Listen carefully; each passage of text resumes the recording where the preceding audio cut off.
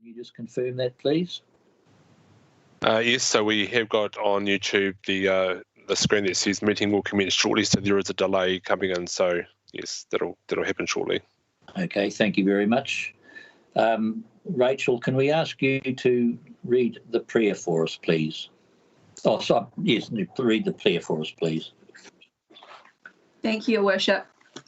We ask that through council discussions and decisions, the representatives we have elected may govern the Far North District with imagination, skill and wisdom to achieve a fairer and more united community that enhances the well-being of our district and solve the district's problems efficiently and effectively.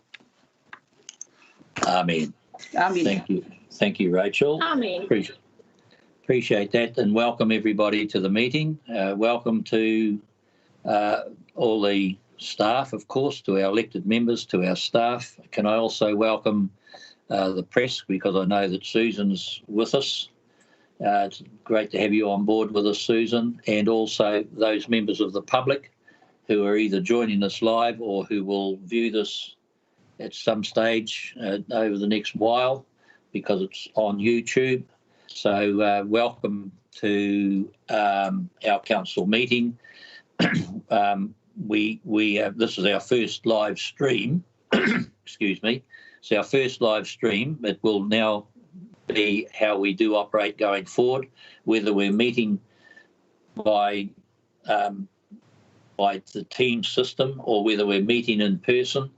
The meetings will continue to be live streamed, and that will also apply to our community board meetings and to any of our committee meetings as we move forward. So just so everybody knows that we've worked hard, and thank you, Damon, and your staff, Sean. Thank you, everybody, for making this possible to happen. The good thing is that our life, while it's taken a little longer, means that it's now permanent and it will remain as part of us going forward. So thank you all for that. To my knowledge, there are no apologies. Everybody is in attendance that we expect to be. So thank you for that. Declarations of interest, we can declare those as and when we come to any issue that we need to have noted. There are no deputations to my knowledge. Aisha Kim, can you just confirm that that's so, please? Through you, Your Worship, that is correct. There are no deputations today. Thank you very much. So that brings me to mayoral announcements. And so I want to comment on 3 or 4 things, well, several things actually, that I have notes on that are important for us to just reflect on or note as we go through.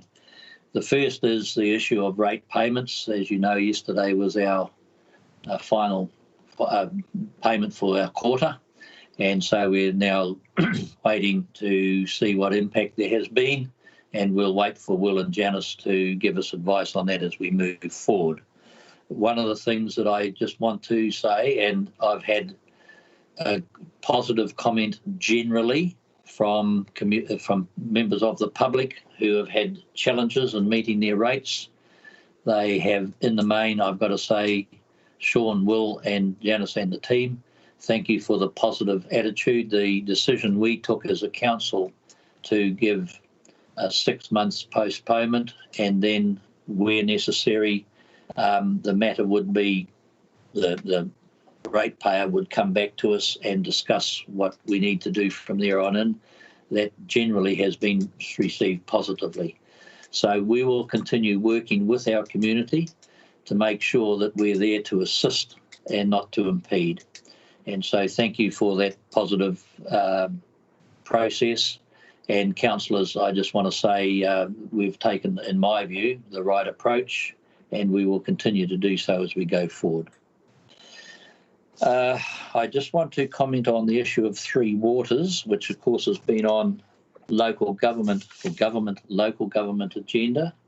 I circulated to you recently the Local Government New Zealand view of the Three Waters issue. I reported to you at a previous meeting that the government were looking to progress it It had been put on the back burner. They've now brought it forward. We had a meeting with 3 ministers and were told that the thing is progressing. Local government have responded and said that, well, we, in the main, are not against aggregation, that we would be looking to ensure that it has a local component. And I'm sure that you've all had the opportunity to read the paper, and we will keep working on that with the government. Local government New Zealand will keep working on that with the government. Also, it's an item that we have our mayoral forum coming up. Is it next Monday? Anne, can you just confirm? I think it is next Monday, isn't it? Anyway, it's coming up very shortly. That's correct, Your Worship. And so it will be an item that will be discussed at the mayoral forum, but also at Zone 1. And incidentally, as I understand it, all councillors are welcome to Zoom in or be part of the Zone 1 meeting. And if you haven't already, you should have received notice of that meeting. So that's an item that will be discussed there. I want to just raise the issue, and one of the things that I want us to discuss in more detail is the issue of housing. And we had a very good brief recently with Far North Holdings, and I think that was a very successful discussion that we had with the Far North Holdings board and the staff and our council and our staff. And one of the issues that I want to raise and put on the agenda for us to discuss, not necessarily today, but at a later time at a workshop, is the issue of housing, pensioner housing, the 3 well-beings and housing generally, and what role have we got to play, or what role can we ask Far North Holdings to play? And I think there is a role, quite honestly. It's from a 3 well-beings, but also from a commercial perspective. And I think there's an opportunity for us there to deal with that issue because it is important.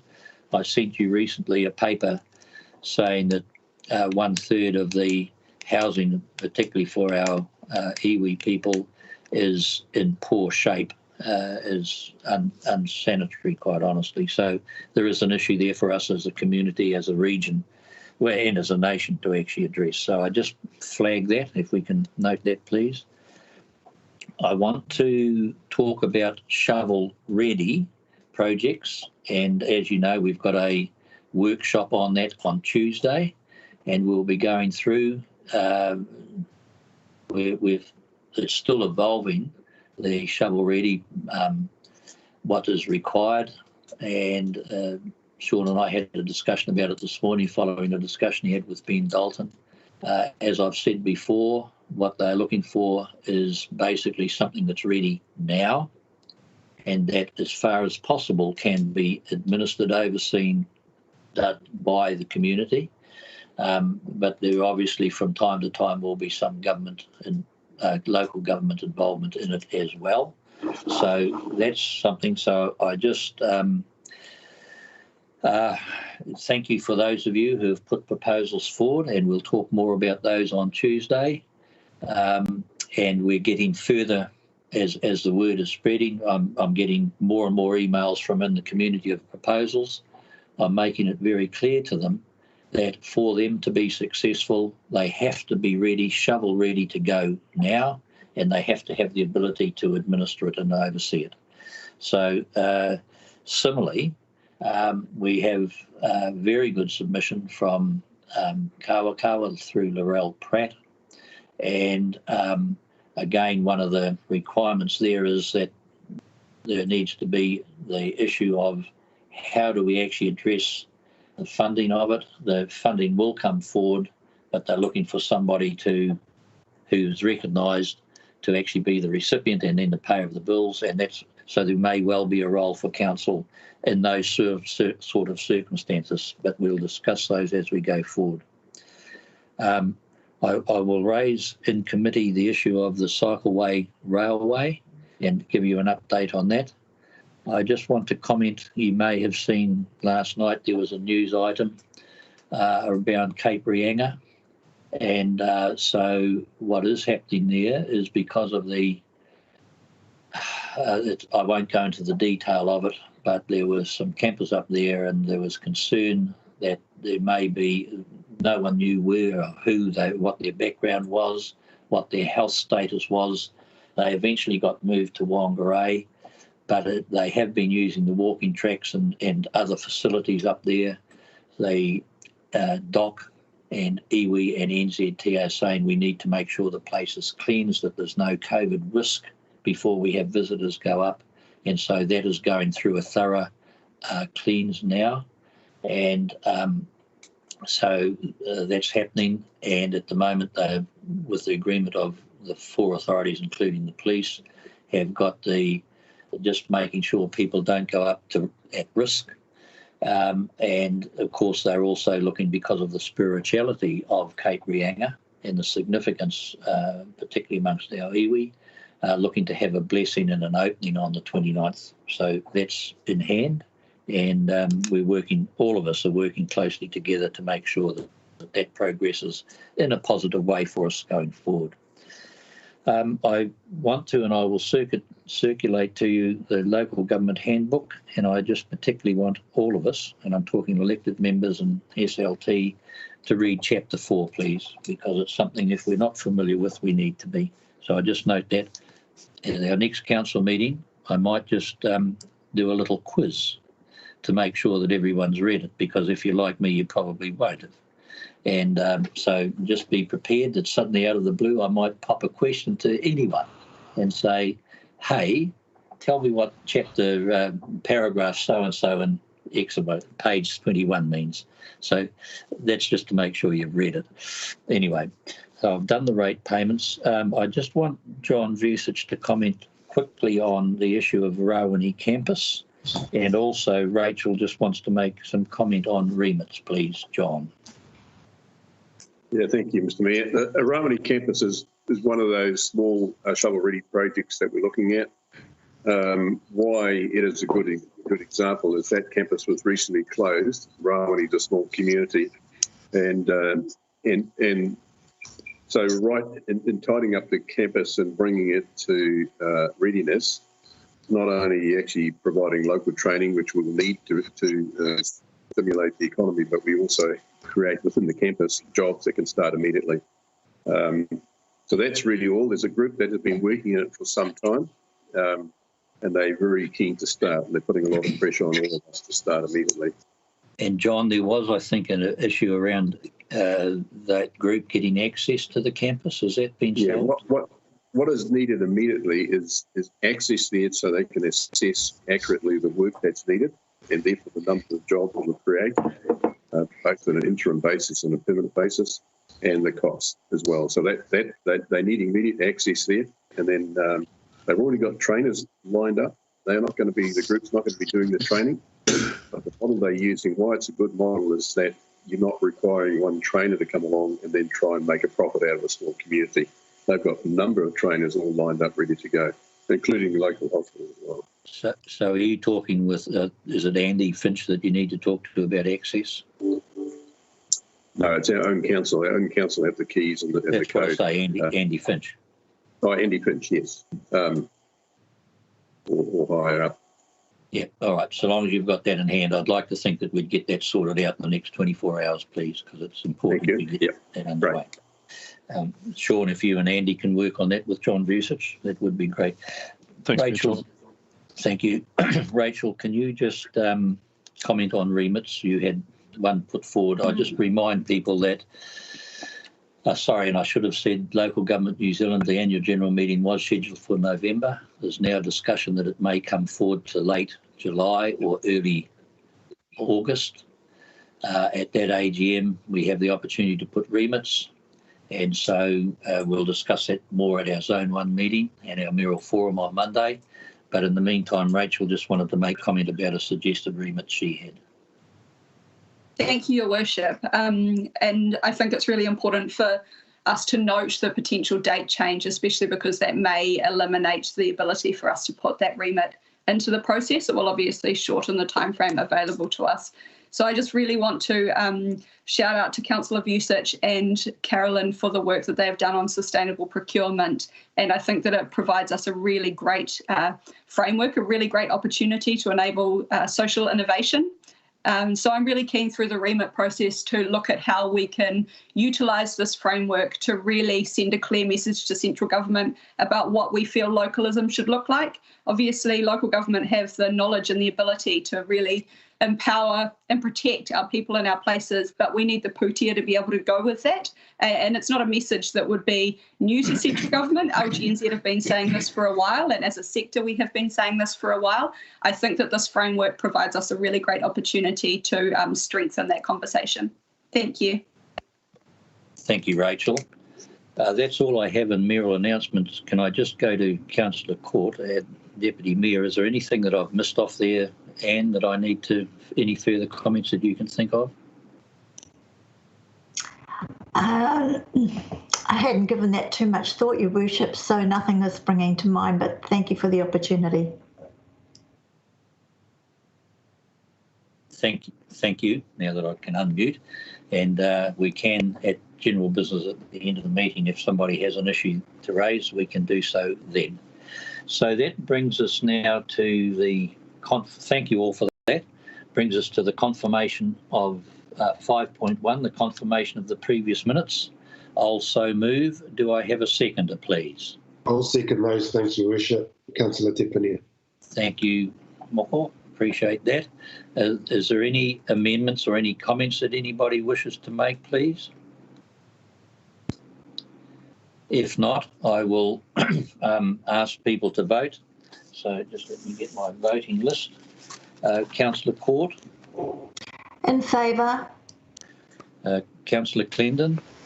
Aye. Councillor Collard. Yeah.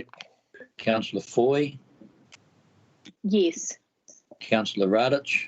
Yes. Councillor Smith. Aye. Councillor Stratford. Aye. Councillor Moko's already indicated with his seconding. Councillor Vucic. Aye. All right, thank you very much. Those minutes are then confirmed unanimously. We'll now go on to item 6, reports.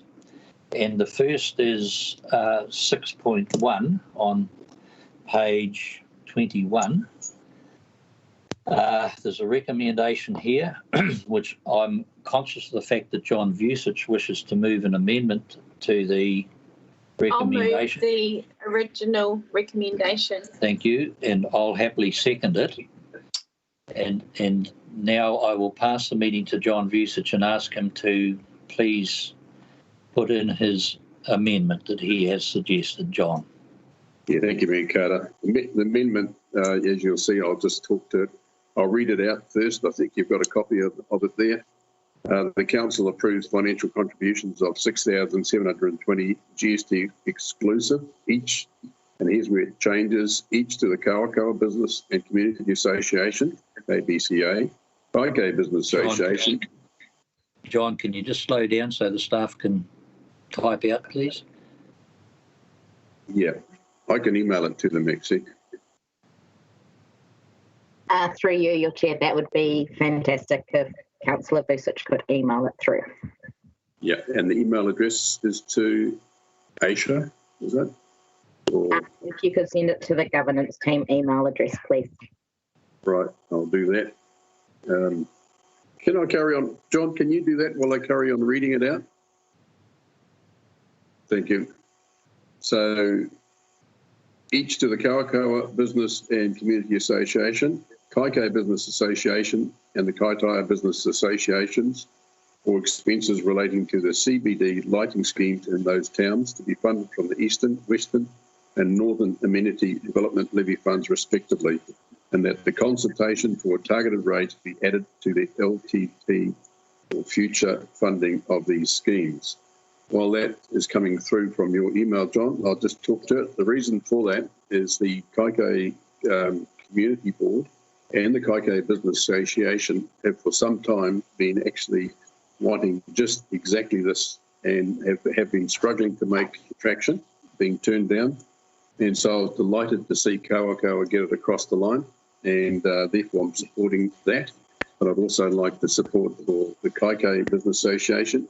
And I know the Kaitaia Business Association had a similar problem, but I'd like comment from Councillor Foy and the other Te Hiku councillors on the need in Kaitaia.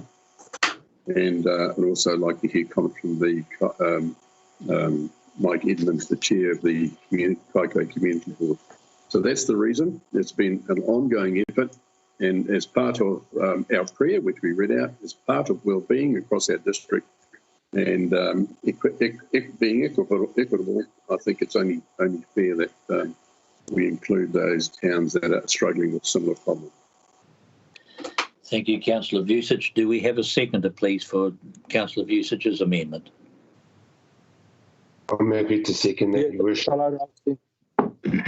Right, there were 2 or 3 seconders, but I heard Moko, Councillor Tepanier seconding.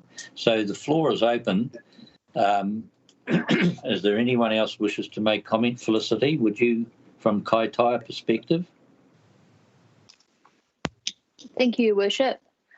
Yes, I also do support this motion from Kawakawa and also the amendment from Councillor Vucic, and the fact that Councillor Vucic did give recognition to the Kaitaia Business Association, because he's correct, we do have similar issues of this nature, particularly with the recent events of COVID. We have a lot of our communities within our urban centres, our town centres, that are hurting, and anything that we can do to provide better security for our businesses, such as lighting, is something that I think can only be praised, and that's why I support the motion. I can't read the motion here because the current wording, I think, doesn't include Kaitaia.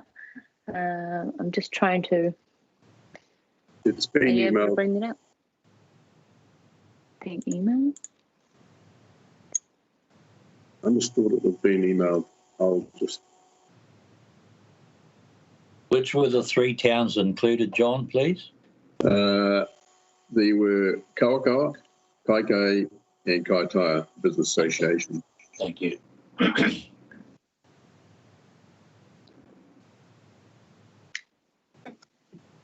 Have you got it there, Felicity? So We're able to bring it up again?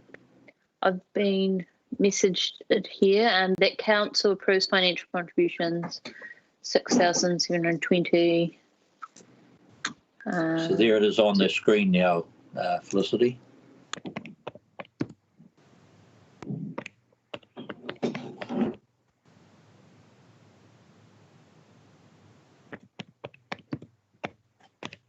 Kaitaia and Kaikoai, excellent. Okay. I'm sorry, Mr. Mayor, just a point of order that, as it's written, that amendment makes no sense. No. There's not the whole motion there. It needs to be, you're quite right, Councillor Clendon. Kim, can we just run over that again and just make sure? So through the chair, I'm still waiting on the amendments to come through to our emails. Maybe it would be quicker if I just type it out instead of email. Hey, Kim, I've just texted you or chatted you. Okay, John Vucic, Councillor Vucic, can you just go through that council business and can you just read out what you've got and tell us where it's not correct, please? Yeah, I'll read it out slowly. That council approves financial contributions of 6,720 GST exclusive, each to the Kawakawa Business and Community Association, Kaikoai, that's KBCA in brackets, Kaikoai Business Association, and the Kaitaia Business Association for expenses related to the CBD lighting schemes in those towns, to be funded from the Eastern, Western and Northern Amenity Development Levy Funds, respectively. Okay, and that's what you've moved, and that's what Moko's thinking. Felicity? And that consultation for targeted. Hang on, slow down, let the ladies type it in, and that, please.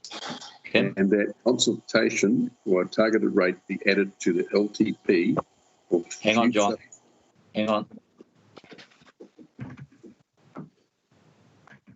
And that consultation for the targeted rate be added to the LTP for future funding of these schemes. Right. Thank you very much. Thank you. Felicity, have you finished?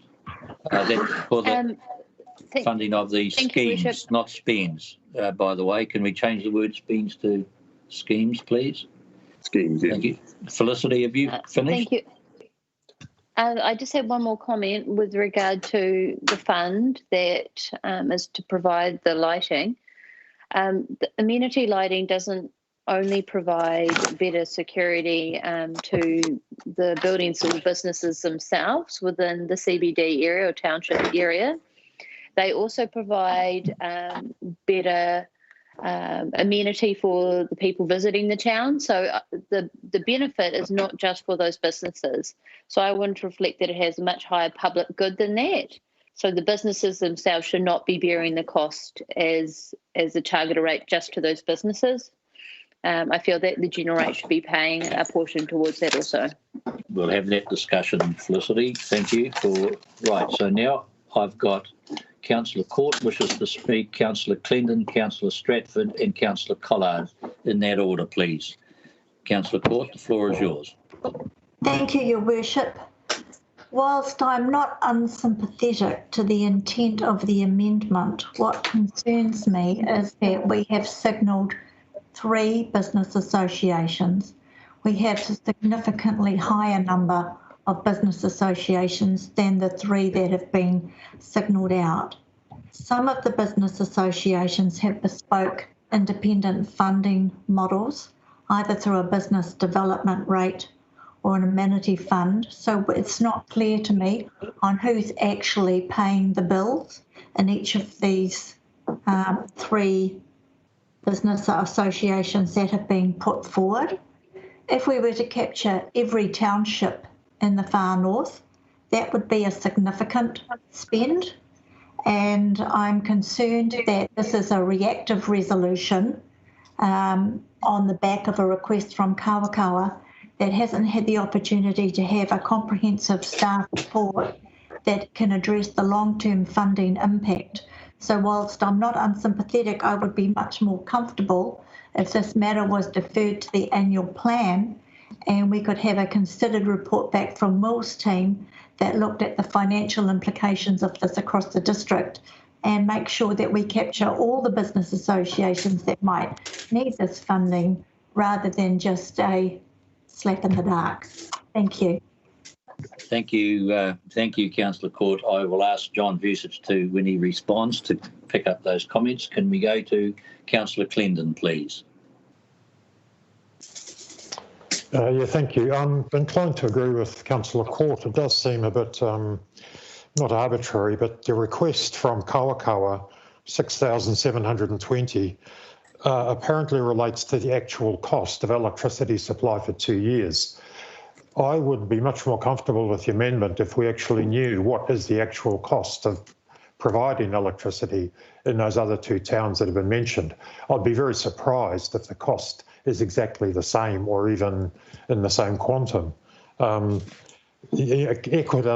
Vucic mentioned equity, but equality and equity are 2 quite different things, obviously. And giving an equal amount of money seems peculiar. I also have some concerns about it coming out of a development fund. I mean, this is purely and simply an operational cost, the power of providing electricity. A development fund, to my mind at least, should, as the name suggests, be used for developing new amenity, new assets, whatever it might be. It would seem odd to tap a development fund simply to pay the ongoing cost of effectively a power bill. So I've got some unease about the proposed amendment, and I think I'd support Councillor Court's view that we have a slightly longer look at this. Okay, thank you, Councillor Clendon. Next I have Councillor Stratford and then Councillor Collard and then Chairman Mike and Adele. Kia ora, thank you. So the Kawakawa street lighting paper that has come to us, it's a long-running issue which does affect Kaikoura and Kaitaia as they're on state highways. I do concur with Councillor Clendon and Court that we don't want the costs that have been put forward for this paper do directly relate to the running of these lights. There's just over 29, I think there might be 34 now, which are part funded by the businesses in Kawakawa, and the costs that they're asking council for are for a share of the power for the next couple of years. And without that, what's happened in the past is the risk of these lights being switched off, and under veranda lighting on a state highway, which is lit up by the few state highway lights that go through Kawakawa, is an issue that has dropped out of the change in the street lighting policy in 2014. So in 2015, council was going to review the policy the following year, but it hasn't happened, unfortunately. So we do need to review the policy to make it fit for a district issue. But I don't want the lights to go off in Kawakawa, and the risk of this amendment and the negotiation that we're going to have over the next few minutes, the lights will get switched off. So please, let's not lose sight of why this paper is here, this resolution, and what else? I do support, the fact that Kaitaia and Kaikohe have the same issue, but I think that we need to know what their costs are before we can move forward on it. Thank you, Councillor Vucic. Thank you, Councillor Stratford. The lights will never go out in Kawakawa will they have you shining brightly as you do. Can we come to Councillor Collard, please? Yes, thank you, Mayor Carter. I certainly support the amendment to that motion. However, I also think that this is more about the community, being in this particular case the commercial community, and we have a much wider range of community business than would suggest just Kawakawa, Kaitaia and Kaikohe. And we've got the likes of Awanui that has verandas. We have the likes of Monganui as well that has lighting security problems. So I would like to see that we have investigation that goes further than that, while I do support what we're currently trying to do. Thank you. Thank you, Councillor Collard. Can I come to Chairman Mike, please? Look, I'm sure you'll understand that I support this amendment. The information in the report is not expansive. I mean, it's a fairly simple report. It may look 2 pages, but the information is exactly the same for Kaitaia. It's exactly the same for Kaikohe. But my main concern is that the Kaikohe Business Association have been for years approaching the council for exactly this. And in each case, by the same report writer, it has been summarily dismissed as irrelevant. And here we have another town, I don't know why, but they can get a report in front of council, for goodness sake. So I don't subscribe to the notion that we can look at it later, because we won't. We will get the same. I mean, the report writer makes the point that it is a high risk that somebody else will ask for this, and which seems to indicate that it's a bad thing that somebody else would ask for this.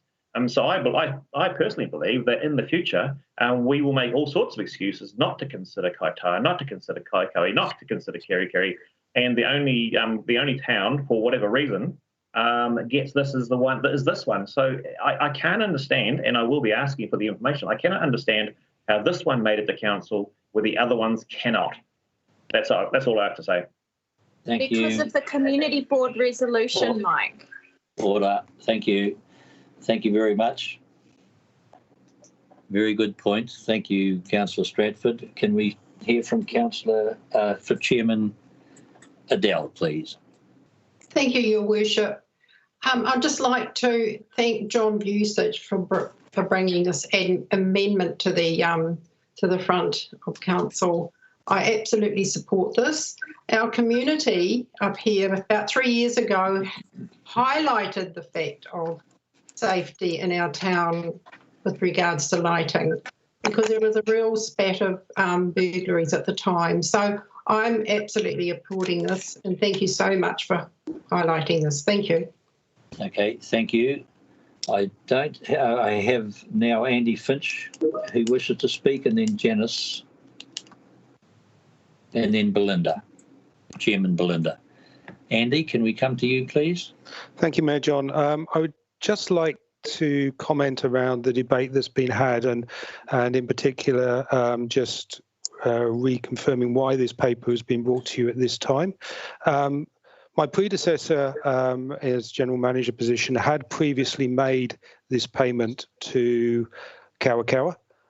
So historically, it has been paid. But I do note that it is contrary to what we've said in the last LTP, so it is slightly against current council policy to make these payments. So that's the reason why this paper has been brought forward for Kawakawa at this time, because it is contrary policy, but previously the payment has been made. The observation around the elected members that there are other installations, or other townships that do have under veranda lighting. Certainly there is some in Mariwa, Paia, Kerikeri, Monganui. They're across the whole region. And the cost of electricity at each of those townships would be different. So we can't just put a blanket number in for Kawakawa and say that is the same figure for the other townships, and there would be a reasonable amount of work to isolate what those costs would be for each township.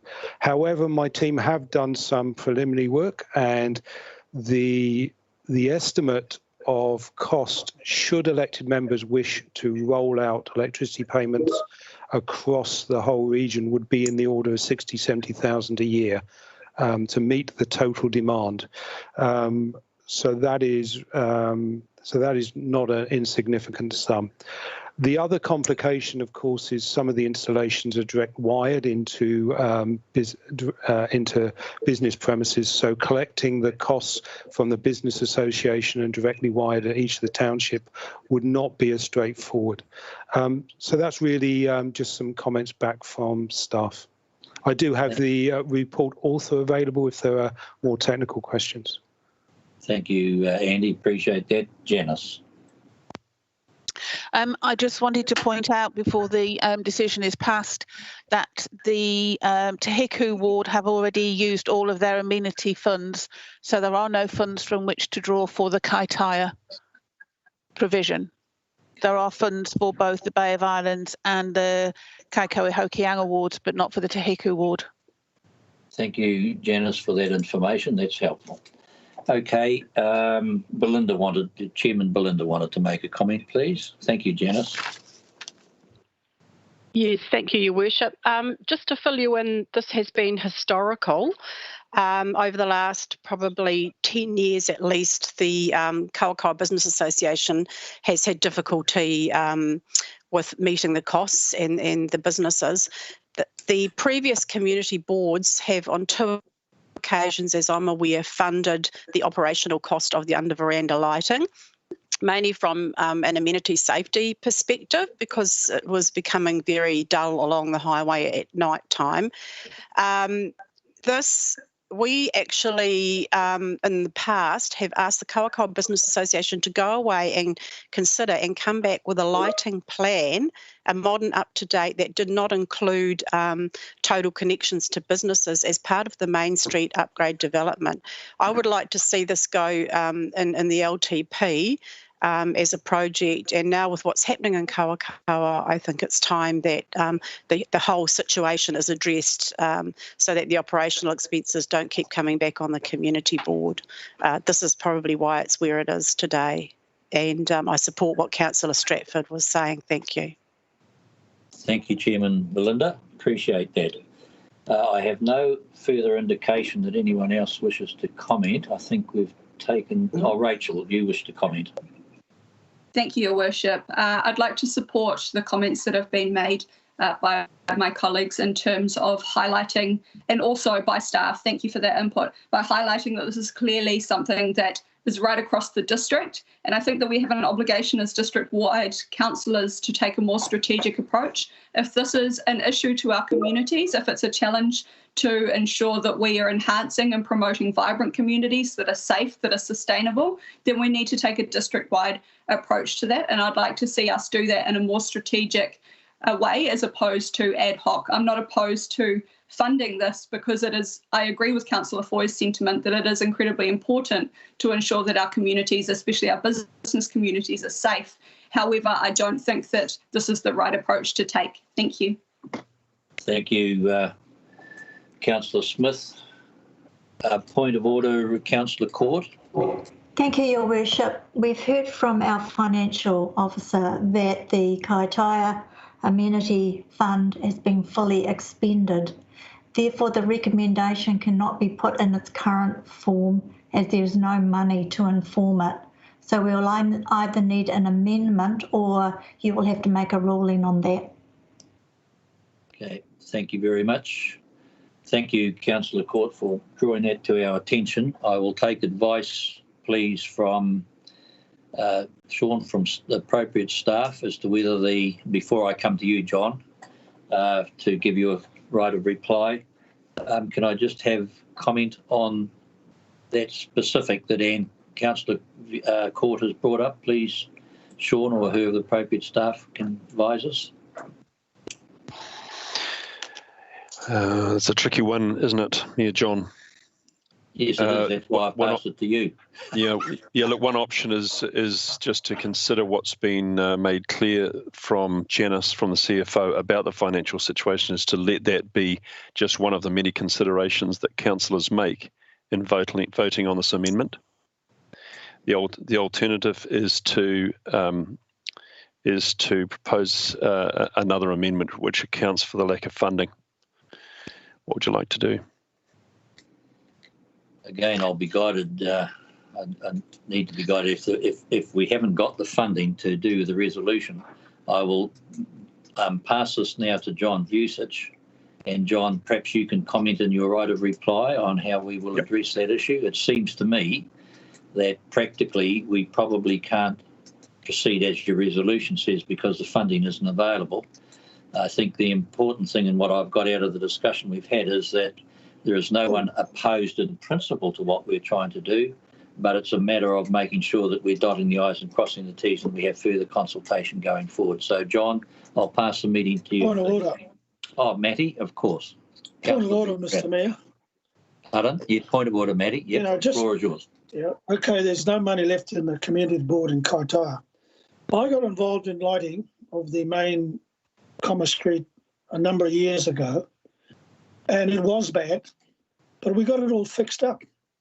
We got all the lights going for mobile station that's south of the township, all the way to the new Pack and Save.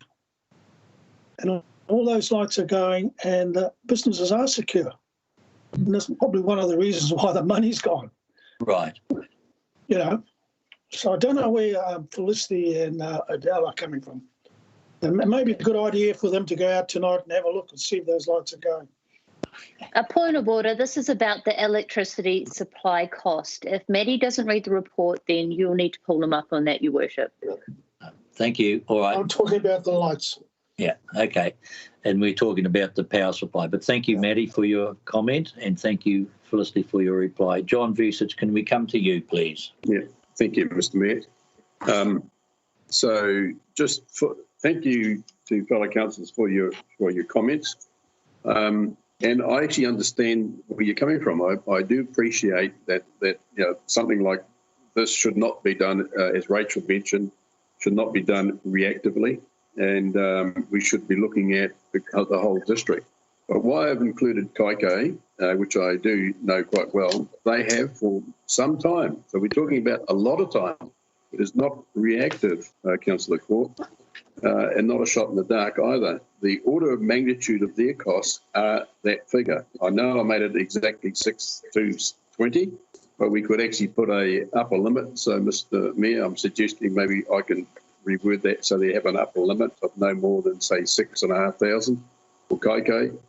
and we can drop the for Kaitaia the Northern Amenity Development Levy, but do relate something in there, or maybe just say that will be looked at. So I would suggest I will be saying that maybe I can alter it, and Moko secondly may agree to that. But Councillor, could you do that amendment then, Councillor Vucic? I think that would be helpful. If we could have the resolution back up on the screen, please. Yep. So drop the leave for Kawakawa the 720 exactly the same, and for Kaikai. So I'll read it out. The council approved the funding contribution of 6,720 exclusive each for the and said for the Kawakawa business rather than each two for the Kawakawa business and community association, and the Kaikai, and no more than 6,500 for the Kaikai Business Association,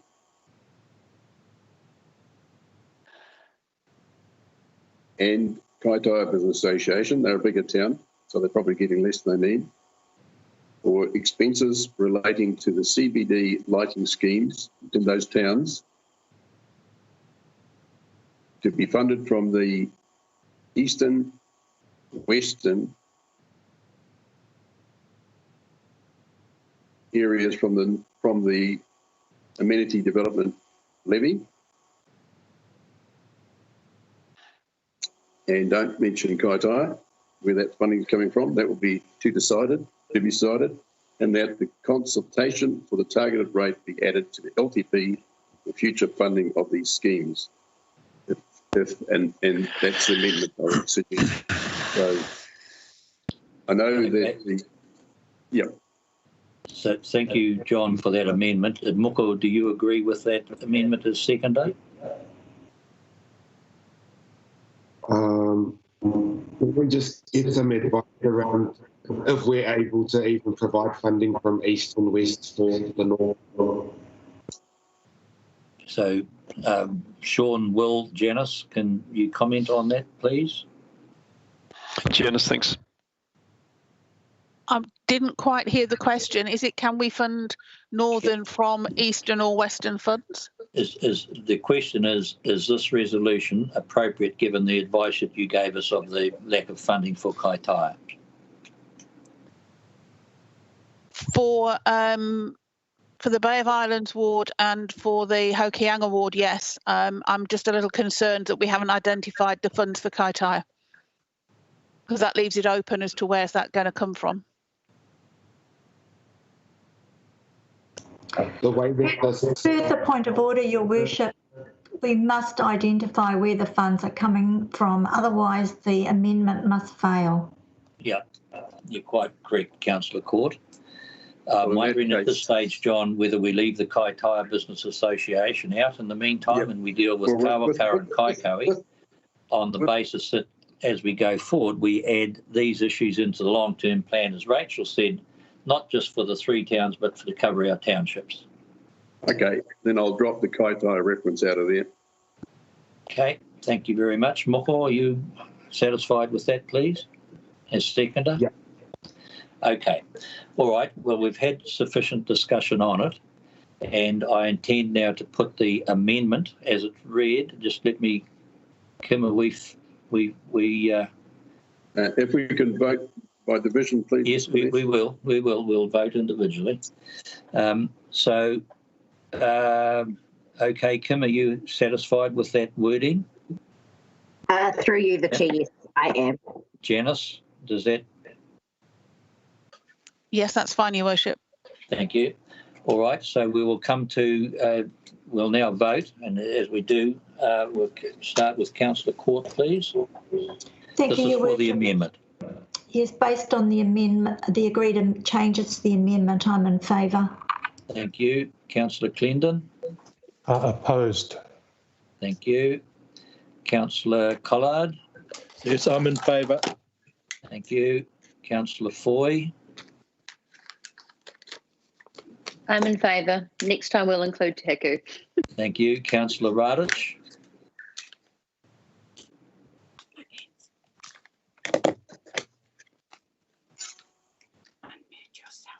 Yeah, I'm Annie? okay.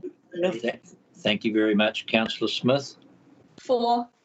Councillor Stratford, Yeah, I am happy to support this. thank you, and I'm in favour. So the motion, the amendment is carried. It now becomes the substantive motion. So I will now ask people to vote on the resolution, on the substantive motion. So can we start with Councillor Court, please? Thank you, Your Worship. I'm in favour. Okay, just bear with us while we get this typed up so that we're all correct and procedurally. Can we have the voting when you're ready, please, Kim?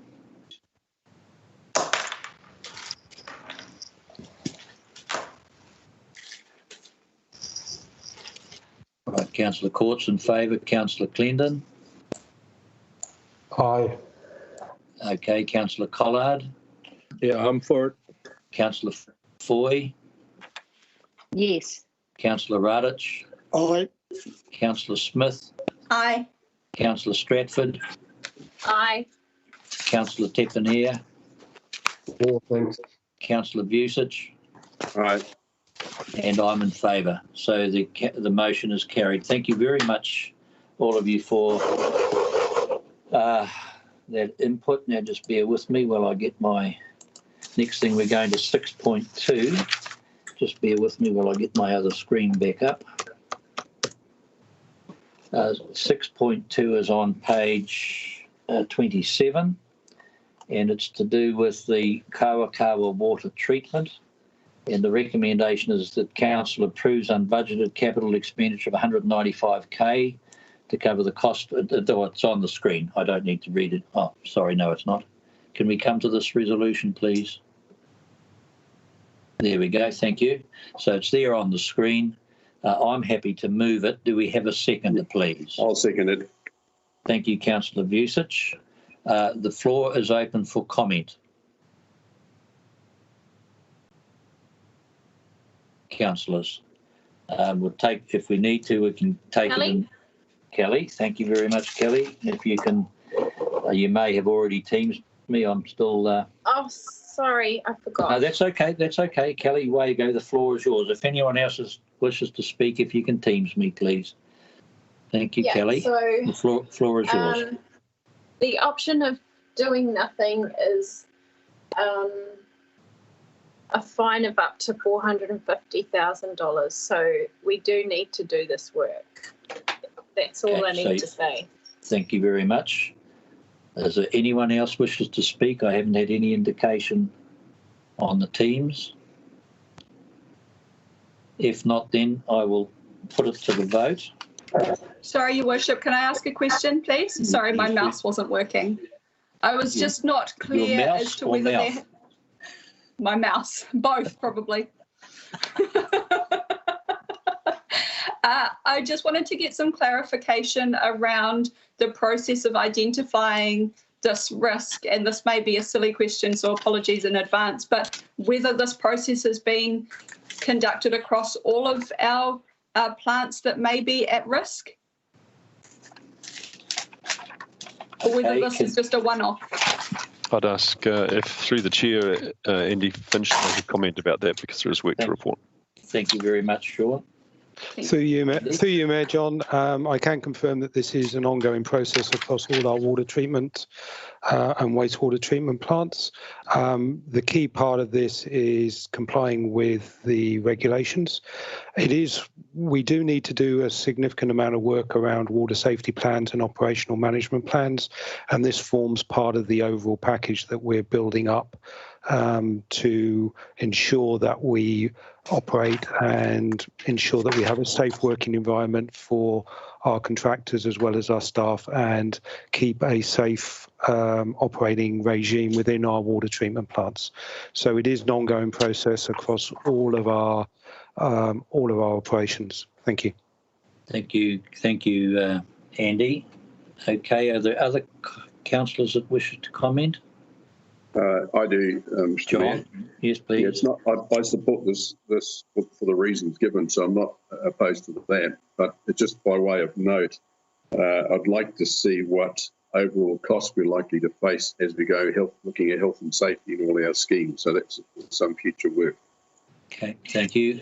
Sean has nodding and noted, and we will look at some stage for a response on that, John. Thanks, John. Okay, anyone else wish to comment? Yeah, Mr. Mayor, David here. Yes, David. Yeah, can we just have a reassurance that this budget is adequate for the task, that it will 195k will complete the work as identified? Can we have that comment, please, Andy Finch? Through you, Mayor John, that is the information I have at this time. It's been pulled together by my Capital Works team in conjunction with Far North Waters. That is the current information I have, and accordingly has been included in the report. Thank you. Okay, thank you. Now, I have here, but I think, Mike Edmonds, you were responding to Ann Court's earlier thing about the assurance around the LTP in the previous comment. Or did you want to comment on this, Mike?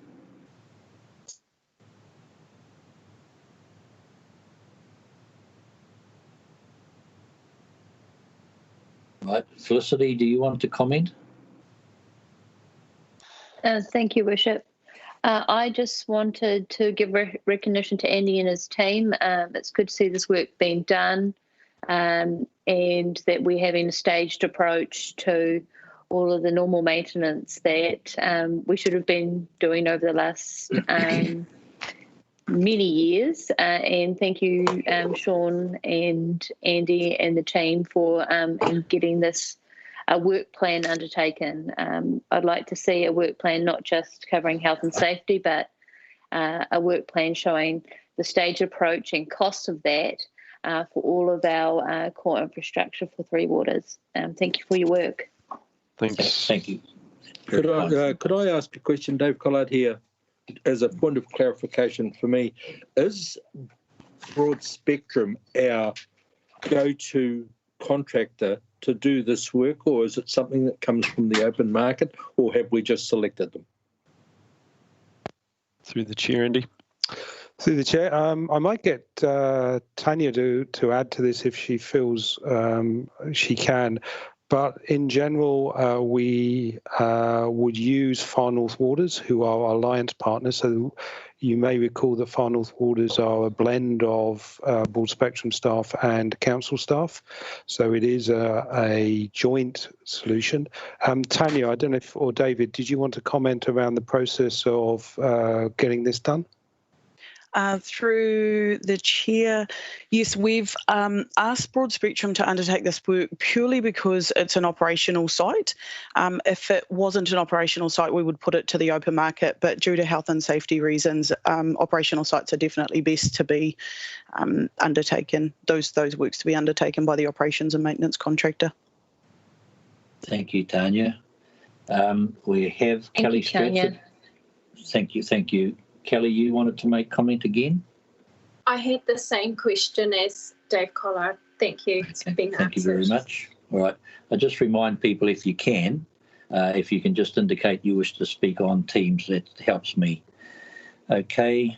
I haven't got any indication of any other people wishing to discuss this, in which case then we will come now. It's been moved and seconded. We've had full discussion, so we'll put it to the vote.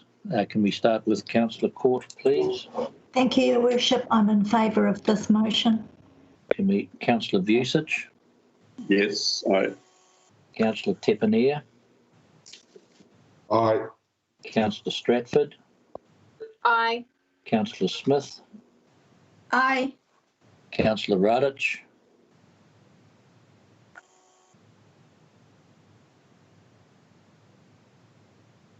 Aye.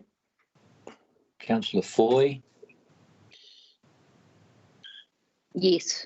Councillor Collard? Aye. Councillor Clendon? Support.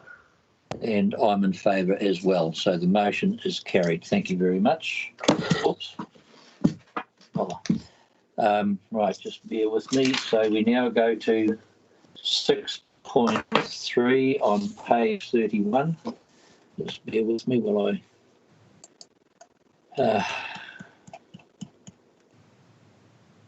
Right, the next one is the speed limit bylaw, and I'm conscious of the fact that Councillor Court has sent us all an email with an amendment, and so what I'll do to get the discussion going, I refer to you for page 6.3, item 6.3 on page 31, and there's significant reports. It goes right down to page 162. So I'm going to move the motion, the recommendation that's here. I'll second it. Thank you very much, Kelly. Thank you. And so now I'll turn the meeting to Councillor Court, as she has an amendment that she's notified us of. And Councillor Court, if you could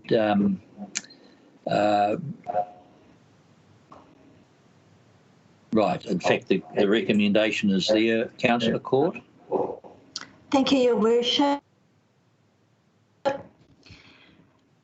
Report, word for word. Do we have it? It's okay, you're happy with that amendment? And Councillor Smith is moving the amendment. So, Councillor Court, the floor is yours to comment, please, if you wish. Thank you.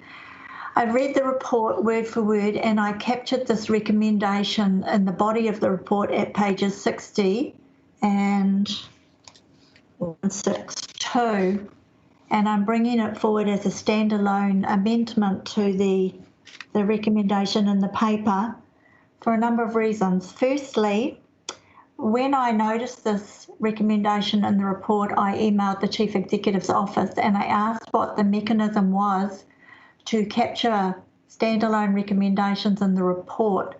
We don't have a process. So at the moment, it's entirely reliant on an elected member capturing the detail, the devil in the detail, and bringing it forward. So I've signalled that firstly as a process improvement for the Chief Executive's office moving forward, that we have a mechanism to ensure that these things are captured. This is the first tranche of the speed reviews, and we will be rolling them out across the district. So I anticipate that this will rear its head again.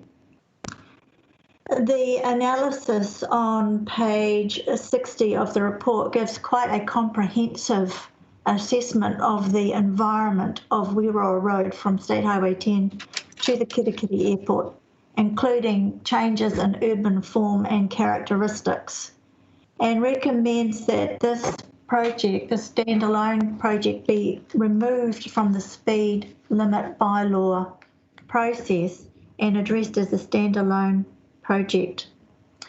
I'm recommending that this project be put forward into the Regional Land Transport Plan because that work is currently under development and will go to full public consultation and will be adopted next year. I'm also recommending that it go into the long-term plan because that will also need significant public consultation and the local share budgeted for. So none of the amendments that I propose preclude public consultation on this. Thank you. The timing, I haven't finished, Your Worship. I beg your pardon. Okay, sorry. The timing is critical for this because if we defer it to the long-term plan, we will have potentially missed the Regional Land Transport Plan, and we don't have a second crack at that until 2024. And given the size of the funding for this project, $2 to $3 million, it falls above minor works, so it needs to be captured in the National Land Transport Plan. If it's not in there, it can't be funded. I want to give some comfort to the community board that this is not intended in any way, shape or form to replace their footpath prioritised list. This is a bespoke standalone project that's been identified through the work that Sean and Nick and Roger have done in this space. I'm also mindful that if we don't proceed with this as a standalone project and we remove Wīroa Road from the speed review bylaw process, we have an identified safety risk that is going to sit there with no mechanism to address it moving forward. So that is the rationale behind my proposed amendment. I would also like some comfort moving forward that as we roll out the other tranches of speed reviews, that if this appears again, and I'm quite confident that it will in other towns, particularly when we get to Kaitaia, and we have an automatic process to capture these, so they transfer to the Regional Land Transport Plan and LTP. I'd also just like to point out that there is an error in the body of the report relating to Panari Road that Roger might like to comment on before we put the recommendation. Thank you, Your Worship. Thank you, Councillor Court. Rachel, did you want to add further comment? And then David Clendon wants to make a comment. Thank you, Your Worship. I think Councillor Court has captured it incredibly well, and I want to commend her for the diligence that she has used in this report writing to pick this out. One point that I would just like to make, and perhaps Roger would be able to address this, on page 76, it highlights the area recommended to have a speed limit reduction on Waimiri North Road to 50 metres south of Amuri Road. I note that the report recommends that that area be extended up to Valencia Lane, and I would just like to reiterate the importance in that and perhaps have comment from staff on that one. Thank you. Thank you. Can we come to Councillor Clendon, and then we'll come to staff. Sean, if we could have appropriate staff comment, please. Yeah, just two comments or questions, I guess. I'm a little puzzled by this notion of engineering down to support a lower speed limit. It's odd language. I think reading a little further on that it means that things like curb and channeling and footpaths will be provided. But it does seem an odd phrase. It sort of implies you're going to degrade the road in a sense, and that stretch of road certainly doesn't need further degrading.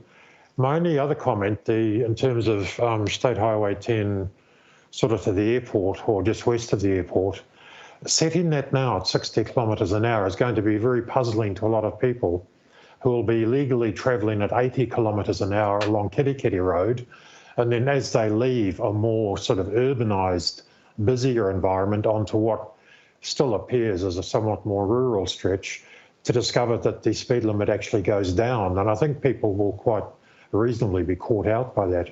Locals not so much, but it just speaks to the perhaps unfortunate ordering of the way in which these reviews have been undertaken.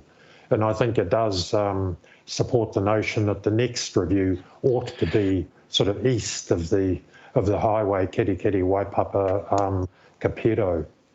So yeah, just some explanation about why we use that language about engineering down.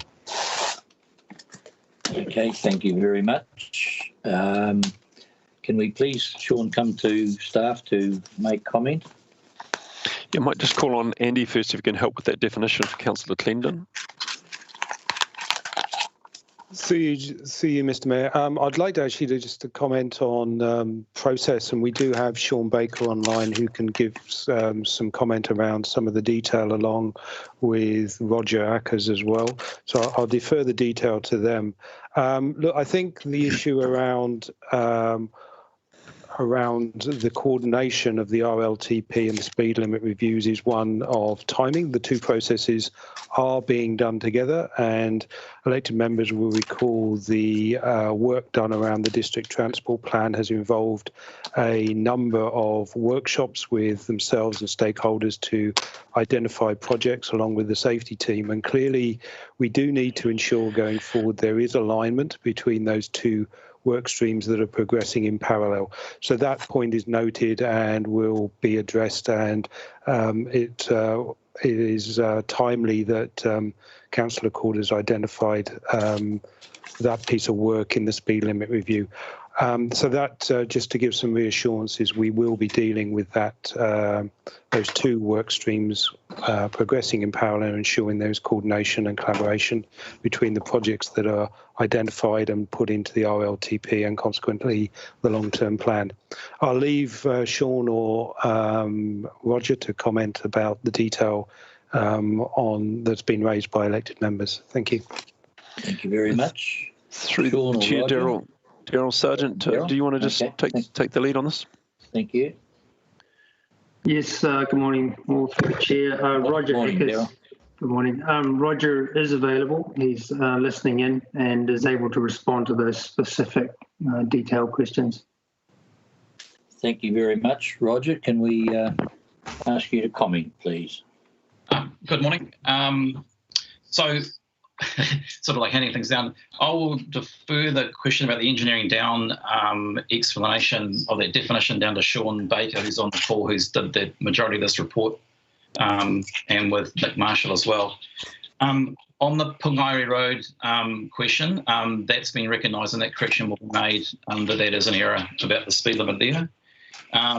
Rachel, I didn't quite pick up on the question that you had. I had some technical issues, so I lost that. And then the question around the ordering of things as well, and the way we're doing the speed limit reviews. Yes, it will be unusual. We have indicated in the report that the next tranche of work is in the Kaitaia area, and then Kohu as well, around there as well. So, but it's just the matter of how we do this. We can't do all the speed limits at once. Sean can probably talk a little bit more to that as well. I'll get Sean, if you don't mind answering the question that Rachel had. I didn't get all the details on that one. Please let me know if I've missed anything, but I'll hand it over to Sean Baker. Yes, good morning, everybody. Good morning, Sean. The question on the engineering up and engineering down. Firstly, engineering down, I can understand the perception that it's a downgrading of the road, but it's not actually. What that looks at is matching, ensuring that the road environment matches the speed limit. So we have some cases where, for example, a road is quite wide, but it has a lot of housing along it. Should really be more of an urban environment, but the road environment, when you look at it, looks more rural. So there's no footpaths, no curb and channeling, things like that. So it's about doing those sort of things. So effectively, it is actually upgrading the road, but to make it look and feel more like the speed limit that we're associating with it.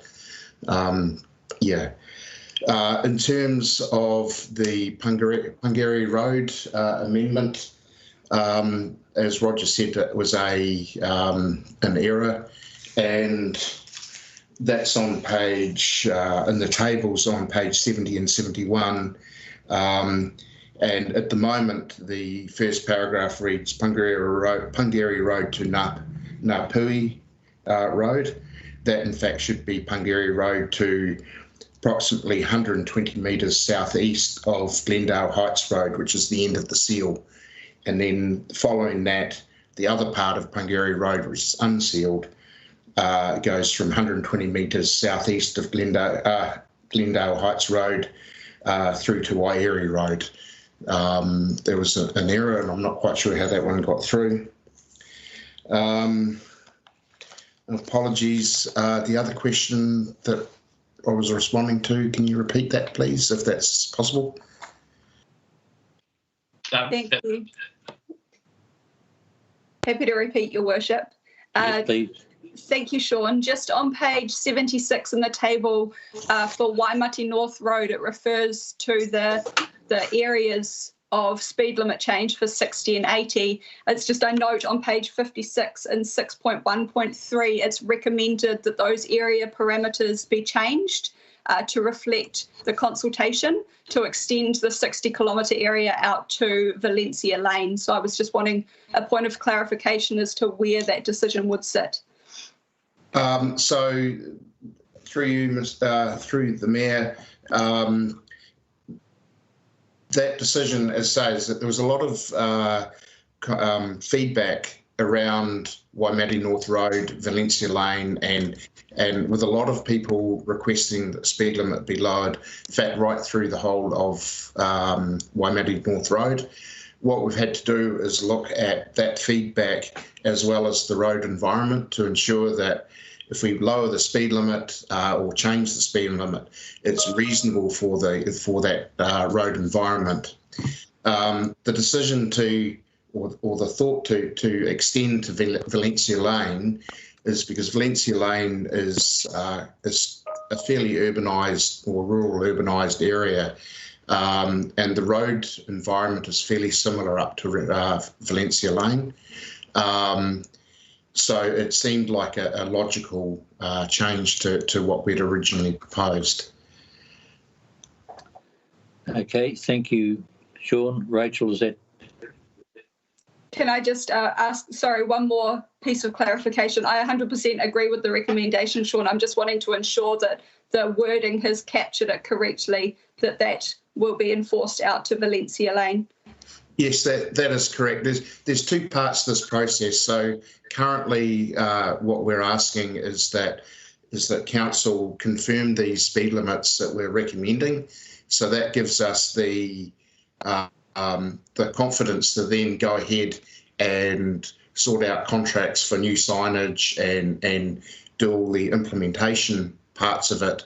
And then the final changes to the speed limits, which will reflect what's in this report, will then come so that then council can then make the changes to the speed limit. And that enables us to marry up what we're legally required to do to ensure that the speed limits that we put in our bylaw is actually legally enforceable on the ground. Okay, thank you very much, Sean, for that. I have Felicity and John Vusich and Kelly. In that order, please. Thank you, Worship, and thank you, Sean. I really enjoyed reading your report, particularly page 161 and 162, where you refer to rural villages and identify the proposed upgrades to Weedor Road.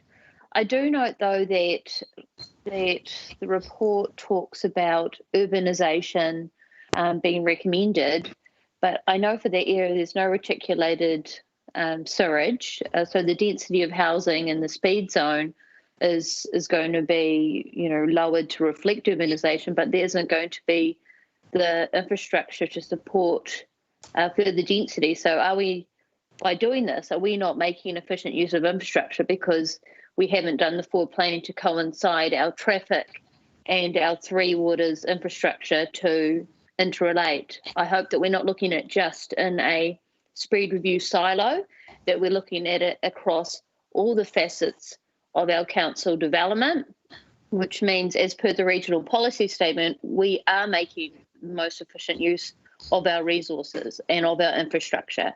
Can I have comment from you, Sean, if with making these recommendations in the urbanisation of Weedor Road, that you've spoken to the Three Waters Department and that's been addressed in our 30-year infrastructure plan?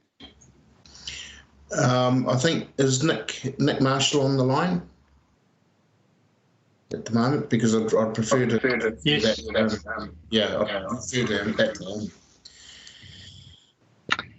Through your worship, we haven't had that specific conversation with the Three Waters. However, the intent, which was why the recommendation was in future years we would do the Werau Road urbanisation, so that is timed for when the need is required. At this point, there isn't the need to do it immediately. It's more of a flag to say at some point around about 5 to 15 years from now, that road will need urbanising from a road safety perspective. Now, that obviously needs to line up with other spending and plans, particularly the district plan. So more likely the district plan changes, if any happen, where land is opened up for further development, would be the trigger for us to then come along and change our roading forward works programs to align. And that is why I didn't specifically seek funding or indicate that we're planning to spend funding on upgrades to that portion of Werau Road yet. Thank you. Okay, thank you very much. Felicity, have you finished? Thank you, Worship. Just on that matter there, Nick, and the current amendment that's been moved in terms of the road transport plan, if this was put into that plan as per the recommended amendment, how would that align with those timeframes that you've indicated for the 5 to 15 year timeframe? Through your worship, and Councillor Court's suggestion for it to be included into the RLTP isn't necessarily a commitment to spend funding. It's merely flagging that we may wish to spend funding and yet apply for it, both local share and NZTA. So at this stage, we probably have no negative impacts, only positive, that there's the opportunity to seek the funding if we need it. Thank you. Okay, thank you.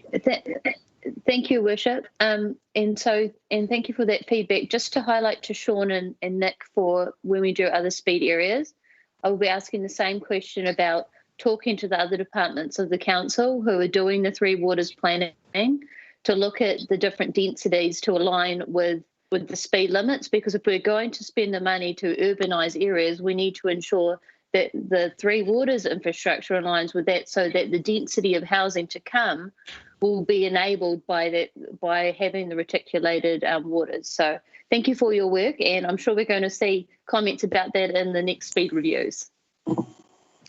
Thank you very much, Felicity. Can we come to John Vucic, please?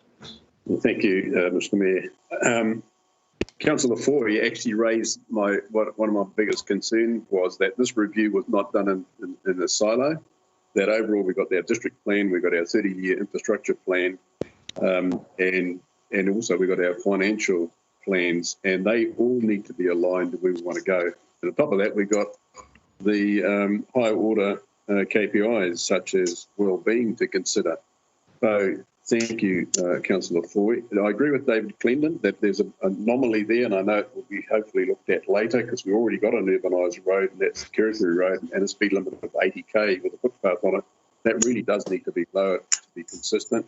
And finally, a final comment is, have we done, and I guess this goes back to my first comment, have we done enough work on page, page 47, 4.2.3.2, upgrading and widening roads? It talks about, as some of the submitters came back and said, surely we should be widening our roads and therefore making them safer.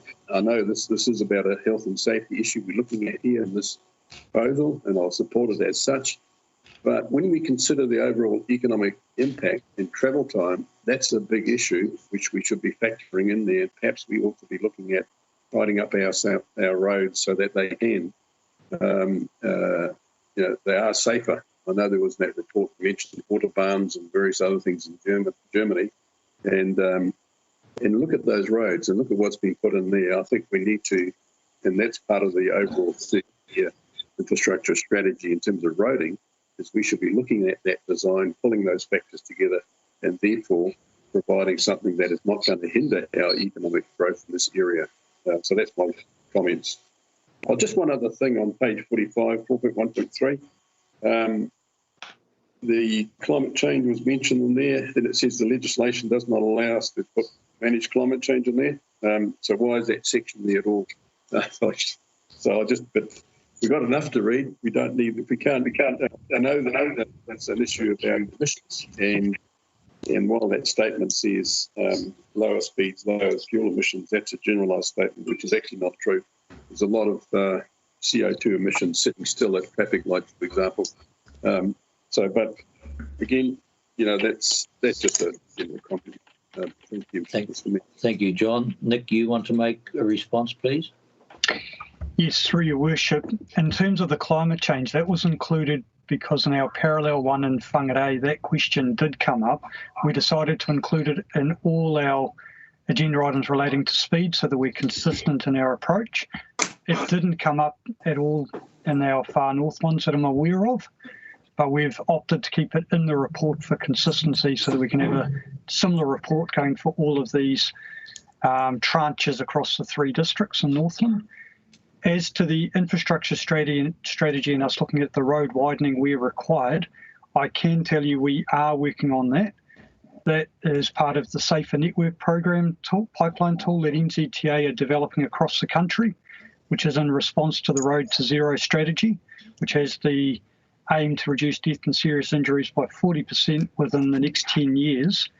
That has a draft program of works which has been shared yesterday with staff, and we are now working through that to compare that with what we had come up with using our own mechanisms.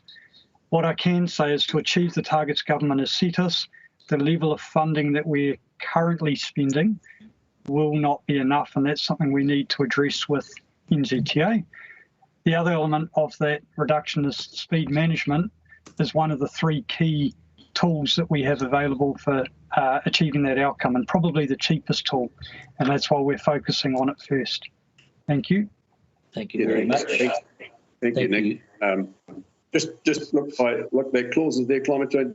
That was a bit of a throwaway comment. I shouldn't have said that, but I would like to see it remain in all of our reports and also the other higher order KPIs. It's a higher order KPI, and therefore the rest of them should be there as well. Thank you very much, John. Appreciate that. Can we come to Kelly, please? Kia ora. It was just by chance that Wiramu from Oromahoe Marae Trust was calling me this morning, and the Portatu Road is going to have seal on it starting October or the summer season this year. And it's in here for a speed reduction of 60, but they were seeking 30 along where the marae is and 50 for when it's sealed, because they are concerned that the seal will add, people might drive faster on the straights, and then there's the curved road, and there are kids that walk along that road to get to Oromahoe School. So, I'm not sure that our speed review captured the fact that Portatu is going to get sealed as well. So can we please have a deeper look at this and make sure that the speed review staff have taken into account the fact that it'll be sealed. Ted Wehongi and Trevor Green met with the marae yesterday, and they didn't know anything about the speed review happening themselves. So and there's an opportunity. I've been invited there to go and listen to their concerns about consistency of actually having signs as well. But it's at the moment the speed limit there is 100 k's per hour. So they do support the reduction. They just would like it further reduced, and for everything to be rolled out simultaneously, not haphazardly. Okay, thank you, Kelly. So can we have the resolution back up on the screen plus Anne's amendment, please? Sorry, Your Worship, do I need to do anything to capture the Portatu item? Can I have advice, please, from appropriate staff? Do we need to add any further thing into the resolution? Sean, can you come on? Go ahead, Roger. Sean, can you comment? No, I don't think you do. We're at the moment setting out speed limits in principle. There is opportunity to further review that at a later stage. I will comment though that we did look at an even lower speed limit for part of that road, and the reason being is there's a school down there, but it is a small access road, and we don't believe that a 30 kilometre an hour, and certainly if it's sealed, a 30 kilometre an hour speed limit there would pose issues in terms of what we legally can do. Okay, thank you. Sean. Kelly, is that you okay with that? Yeah, I'll follow up offline on this, because I don't. One thing that we don't want to have is it be set at 60 and then, 6 months' time, the seal is down and it becomes a problem, and then we have to reduce the speed again. Okay, thank you very much. Thank you, Kelly. Thanks everybody for that input. Appreciated. So we're now at the stage where we have an amendment to the original resolution of A and B, which is C, that's been moved by Anne and seconded by Rachel. So we need to address that, and subject to whether it's agreed or not, then it becomes part of the substantive motion. Right of reply, please, Your Worship. Oh, I beg your pardon, Anne, of course. Thank you. I apologise. I'd just like to address the Regional Land Transport Plan and the long-term plan. So both of these documents are 10-year plans. So we are currently working on adopting a Regional Land Transport Plan for next year, and that will be live for 10 years, although like the LTP, it has a 3-year review date.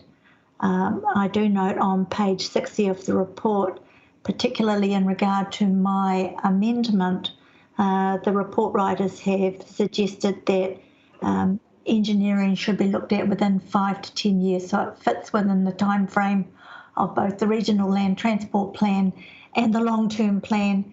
And of course, these are all still subject to whatever the government policy statement of the day will support public consultation, decision-making at the appropriate level and funding. Also would just like to point out with regard to urbanisation and the points made by Councillor Foy, we have a road to zero road safety strategy in New Zealand, and this is about setting speed limits to give a nationally consistent and evidence-based approach to speed management. And the instrument for this is Section 22A(b)(1)(d) of the Transport Act 1998. And this is about the safety not only of the vehicles on the road, but the pedestrians on the footpath. I think the term urbanisation is a little confusing in that it suggests urban sprawl or a district plan change, and that needs to be linked to water and sewage and all of those other things. I think all of us, if we apply our own district lens from the areas we're intimately familiar with, will be able to identify a number of areas on our network where there is an urban feel, there is high pedestrian usage, high total mobility usage, that's not necessarily zoned residential in the district plan. And I'll be really anxious if suddenly we wanted to connect the two. We shouldn't be looking to connect the two. They're quite bespoke pieces of work. So I just wish to thank everybody for their participation in the debate. It's been fantastic. Thank you, Your Worship. Thank you, everybody, and thank you, Anne, for those that response. So can we just have the resolutions back up on the screen, please? Okay, so I intend, first of all, to put the amendment, and if it's passed, then it will become part of the substantive motion, and we will vote on the whole resolution as it reads. So at the moment, we're voting on C, and so I will ask Councillor Court to vote, please. Oh, obviously in favour, Your Worship. I made that assumption, but I shouldn't, should I? We've just lost the voting things again. Just bear with me while they come back up.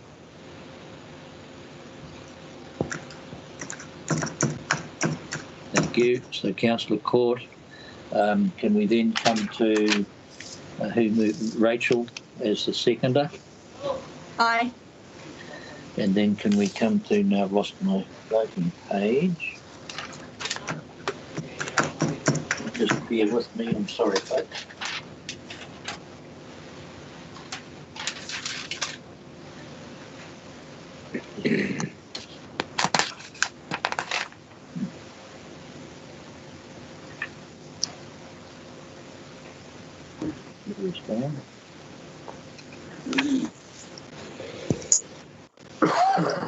Okay, so we can come to Councillor Clendon, please.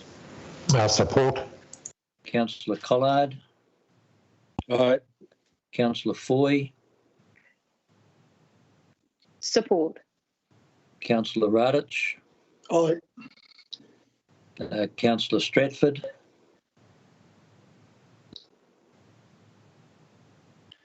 I do want to change that quarter to speed recommendation, so I don't support. Okay, thank you. Councillor Tepania. Support. Thank you. Councillor Vucic. Support. Thank you. And I support. So the amendment is carried and now becomes part of the substantive motion. Assuming there's no further amendments at this stage. Kelly? Well, we could just add that if I have support, that Porter 2 Road's speed recommendation is further reviewed because the further reviewed taking into account the ceiling that would you like to move an amendment? Yes. Or not? Yes, please. Okay, can you please give us the wording? It's just before you do. Yeah. The amendment put forward by Councillor Court and seconded by Rachel Smith is carried. Yeah. So it will become part of the substantive motion. Yes. I'll take a further amendment from you, Councillor Stratford. Thank you. If you can give us the wording, please. Yep. And that further review of Porter 2 Road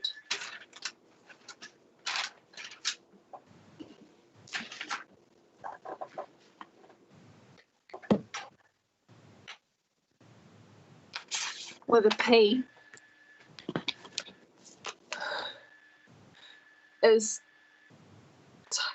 takes consideration of the seal that is programmed to occur October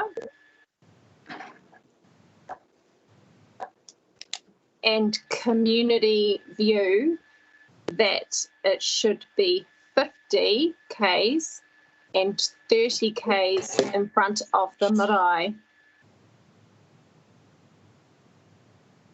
Okay, does that complete your amendment, Kelly? Yes, it does, Your Worship. Thank you. Thank you. Please, can somebody support that? I'll second that Thanks, amendment. Michael. Right, thank you. So it's been moved and seconded. The floor is open for discussion. Kelly, you've already made your comments. Do you wish to add anything further in? No. That's Okay. Is there anyone else wishes to comment on Kelly's amendment? Your Worship, before here, I would like to. Was that you, Councillor Court? Yes, but there were two of us talking at the same time, so I think I talked over David Clendon. Okay. Well, we'll take Councillor Court and then we'll take Councillor Clendon, please. First of all, I'm not unsympathetic to what Councillor Stratford has put forward, but I'd like some clarification. She's quite clear that Porotoo Road is going to be sealed in October. Maybe she's had a word from a higher authority than I have. I understood that was still under consideration, so I just want to be really clear where we're at with Porotoo Road. And I'd also like some clarification on the enforceability of 30. There's substantial information in the report on the implementation of restricted speed zones outside of schools and the driver behaviour, the adverse driver behaviour that engenders by having a mandatory 40. And psychologically, we know that if it's 40 all the time, people don't slow down, which is why the report tells us we need to have speed limits at times when children are coming to school and leaving school. So to have a blanket 30 outside of marae, I wonder if that might drive the exact opposite of what we're trying to achieve. So I'm just wondering if we can get some advice from Sean or Nick if that's the best way to approach that, or if there's another mechanism, like introducing the same tool that we have around a school, that we reduce the speed when an event is happening at the marae rather than just 24/7. Thank you. Thank you. David Clendon wanted to comment. Yeah, thank you. I'm just a little uneasy about the implications. I'm sorry, the wording of the proposed motion has disappeared, but considering having another, sorry, as I say, it's not in front of me, and I didn't capture it. But I am concerned, does this mean we have to go back to any sort of public consultation? Are we setting ourselves up to delay the whole process? I've got some sympathy for the issue. Obviously, rural marae and indeed schools are vulnerable to speeding vehicles. I do wonder if the outcome sought could be better achieved using other strategies than a speed limit. The work of a chap called, from memory, Peter Newman, who talks about calming influences on speeding. Sometimes something as simple as putting a sculpture or something interesting on the side of the road, which outside of marae might be entirely appropriate, can actually influence traffic actual speeds more than simply setting a limit in a speeding sign, rather a speed limit sign. So I do wonder if we just need to get a bit more creative in these one-off situations. But primarily my question is, what are we setting ourselves up for in terms of requirements around things like public consultation if we seek further review of this specific proposal? Okay, thank you. Does any other councillor wish to comment on Kelly's proposed amendment? Sorry, Bishop, as per the chat, there's Nick. I just wanted to hear from Nick and Sean, please, to speak to the amendment for technical advice. Thank you. Sean and Nick, please. Through your worship, I'll grab this one. The 50s and 30s are no longer the preferred speed limits, much like 70s in the new setting speed limit rule. So government has effectively decreed that we use 40s, 60s, 80s and 100 most commonly, and then there is rare exceptions to those. A 30 is a urban city centre, so the actual city core area, or a beach. So not consistent with this location. This location unsealed, it's probably a 40 or a 60 would be the most consistent. So I can see why you'd want to go with 50, it's halfway between, but we're essentially not allowed to use it. So, but if it's sealed, particularly if it's sealed and widened, 40 would be inconsistent with that speed environment. By sealing it and widening it, you actually make it faster. So I put up a suggestion that perhaps we stick with the current proposal, and then if and when this is sealed, as part of that project, an amendment to the speed limit is sought with that, taking into account how the environment has changed through the seal extension. Okay, Nick, thank you. I'm happy with that, Your Worship. Thank you for your response, Nick. That's all I needed to hear. Thank you. I'll withdraw my amendment with Moko's support. Thank you. Moko, do you agree with the withdrawal, please? Where's it gone? It's my mouse, not my mouth. I agree. Thank you. Thank okay, you. so thank you. So can we come back, please, now to the motion? And we've already passed Anne's motion, so that becomes part of the substantive motion. So I'm going to now ask everybody to vote on the A, B and C. Can we have the voting list up, please? When you're ready, Kim, thank you. Councillor Court. In favour, Your Worship. Councillor Clendon. Support. Councillor Collard. Aye. Councillor Foy. Support. Councillor Radich. Yep. Councillor Smith. Aye. Councillor Stratford. Aye. Councillor Tepanier. Support. Councillor Vucic. Aye. And I'm in support as well, so it's carried unanimously. So thank you all very much, and that's a significant decision and an issue that we've dealt with. And obviously, can I just say again, thanks to the staff who have been involved. That's been very helpful, and obviously working together, we can make sure that as we move forward, we make significant progress on this. So thank you very much for that. Now, I just suggest that we actually have a break. There's a couple of reasons. We just a comfort stop and we come back just before midday. The comfort stop will be useful, and my wife just brought me a cup of tea and a cake, and it's not appropriate for me to eat it in front of everybody anyway. But also, just before we do, we have an item, and I do apologise for not bringing it to your attention at the beginning of the meeting, and I'll take advice from Sean on this. We have an item, just bear with me, that Caroline Wilson has produced for us, which has been circulated on the sustainable procurement criteria for shovel-ready projects. And we were looking to have receive the report and have a discussion on it. But given now that we have our workshop on Tuesday, I just want to get advice from Sean. Would it be appropriate for us to adopt it and refer that for consideration with our discussion on Tuesday, Sean, rather than us have a separate debate today on it? And so I just would like your comments, please, Sean or Carolyn, just on what's the best way to handle that going forward, please.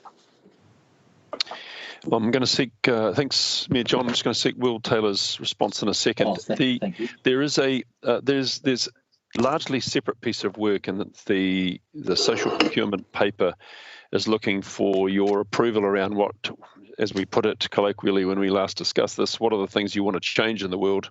That is, what are the themes that we would over time weave into our tendering process, our procurement process, so that we signalled to the market that these are things that we care about, and we need evidence from them that they also take measures to advance those themes, and they are around diversity, they're around local procurement as opposed to outside procurement and those sorts of things. So we were looking for that steer from you. It's not an urgent piece of work. I will comment on that in a second, but it was timely. We do like turning these things around quickly for councillors, and we had all the direction we needed off the workshop. I think the only thing that we need to think carefully about to answer your question is this new thought that there's a bit of a race going on between councils to get as much Crown infrastructure funding as we possibly can for economic stimulus and employment opportunities. And Will might let us know whether there's anything he'd like reconsidered in the paper they've put up, which would just emphasise that we wouldn't like, whilst we're all fully committed to the social procurement idea, it's fantastic, we wouldn't like to see our chances of winning extraordinary Crown funding hamstrung by being bound to the social procurement practice in too much detail right now. That's a tricky question, I know, Will, but is there any reason why we wouldn't just go ahead and get the criteria in the paper that you've proposed now, and then think separately on Tuesday around the degree to which we allow that to into the immediate funding bids that we're putting up for the Crown? Okay, just before, thank you, Sean, for that comment, and I'm happy to hear from Will. Just a reminder that we will discuss this further, but happy to take comment now. And as I say, bearing in mind that we've got our workshop on Tuesday. So, Will, can we have your comments as well, please? Through you, Your Worship, and thank you to Sean for that introduction. First of all, apologies. One of the attempts that we wanted to do in terms of improving the quality of our service that we give to councillors was no last-minute reports. And I'm looking at the Deputy Mayor as I say that. But this was the exception to the rule that we thought that council have recently given us a steer on social procurement. And with the potential hundreds of millions of dollars through Crown funding, we didn't want to miss out. And we would like a steer from you as soon as possible so that we can ensure that that through Andy and his team, that we can make these bids but weave in the social procurement aspect of it. I wonder through you, Mr. Mayor, Caroline, is there anything you'd like to add to that? Thank you. I was just going to ask that. Thank you, Caroline. Thank you, Will, and thank you, Mr. Mayor. It's quite clear from central government that they absolutely expect broader outcomes to be achieved as part of the shovel-ready projects and any bids that we put forward for central government funding. So in actual fact, we are ahead of the game in terms of the criteria that I've proposed today, because we are already considering it and putting it in our initial paperwork for shovel-ready projects. So, in fact, this puts us, adopting these today puts us in a very good position in terms of what central government are expecting from local government for funding. Thank you. Thank you, Thanks, Caroline. Thank you, Will. Thank you, Sean, for that. All right. Well, with that explanation, I will bring that up at appropriate time towards the end of the public meeting. So I'm going to just suggest. Matty? Yes, Matty. Yes, sure. I'll just quickly bring this up with Kelly. Mentioned Portal Road, the 1.3 kilometres. It has been programmed to be sealed in October. So I'll just let you know that. Thank you very much, Matty. Appreciate that. Okay, I'm going to suggest that we take a break and come back at midday, that we have a 7-minute recess. And I'll declare the meeting adjourned and we will resume at midday.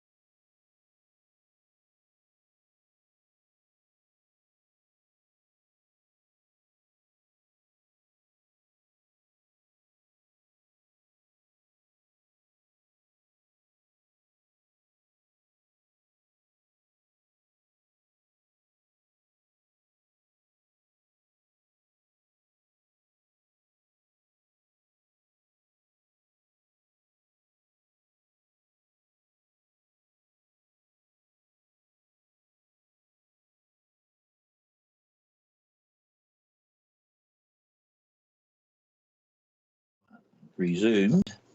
And I want you to go to page 163, item 6.4, Parks and Reserves Regulation. And there's a recommendation there which I'm happy to move. Do I have a seconder, please? I second that. Worship, I'm happy Collard. to second. Right. People who wish to. So thank you. I think I heard Dave Collard's voice. Thank you. So the motion is now moved and seconded. Do we have anyone who wishes to speak? Councillor Court, do you wish to make comment on this? That's embarrassing. You've caught me with my mouth full. I timed it like that, Anne. Thank you, Your Worship. No comment. No comment. Thank you. Councillor Clendon? His mouth's obviously full as well. No comment on this. Thank you. I support the Thank you. proposition. Councillor Collard, any comment? Yeah, I certainly, obviously I support it because I seconded it, but my point of interest in particular with this is how we police this particular area in terms of bylaws, parks and the misuse of, whether it's reactive or can we, have we got people that look after things immediately as they are seen or reported? Yeah, that would be my comment. Thank you. We'll ask Sean and Daryl and Roger to make a note of that and comment at the end. Felicity, any comment, please? No, just that I support it, and well done to Caroline and the staff. Thank you very much. Is Matty on yet? If not, we'll go to Rachel. Any comment, please? Oh, Matty, you're there? Thank you. Sorry, Matty, did I hear you on? Yeah, I'm here. Yeah, do you wish to make comment? We're on item 6.4, the Parks and Reserves Regulations item, Matty. Have you got any comment you wish to make? Well, we've got a problem in Kaikoura now, haven't we? In regard to someone camping on, I think, JC Park there. Are you aware of that? Well, it's not. It's for the staff to comment. They may. Yeah. Can they? Yeah. We'll ask them to make a comment at the end. I went there yesterday. I went there early this morning, actually, to throw him out. Mm-hmm. But unfortunately, he wasn't in the tent. But there was quite a few Steinlager bottles there. Okay. But what I've been told, he's been there for quite a while. So we need to do something very quickly.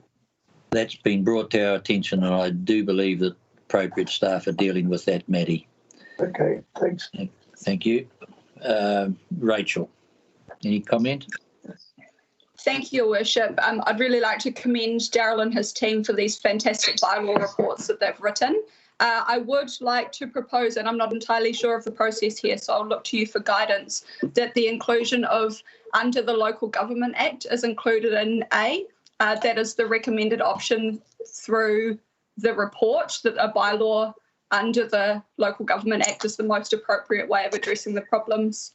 But I will look to you for that process. Thank you. Yes, thank you. We'll ask them to comment at the end, please. When we get to Kelly, any comment?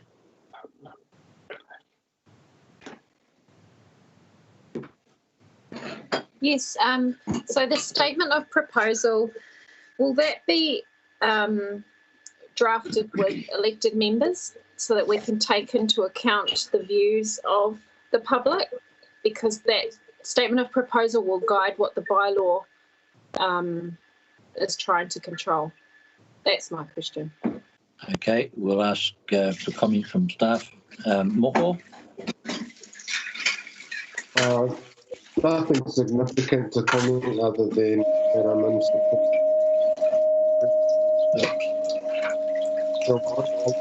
Can someone mute, please, so we can hear Moko? Thank you. We missed you, Moko. Do you want to say that again, please? Sorry. Oh, no.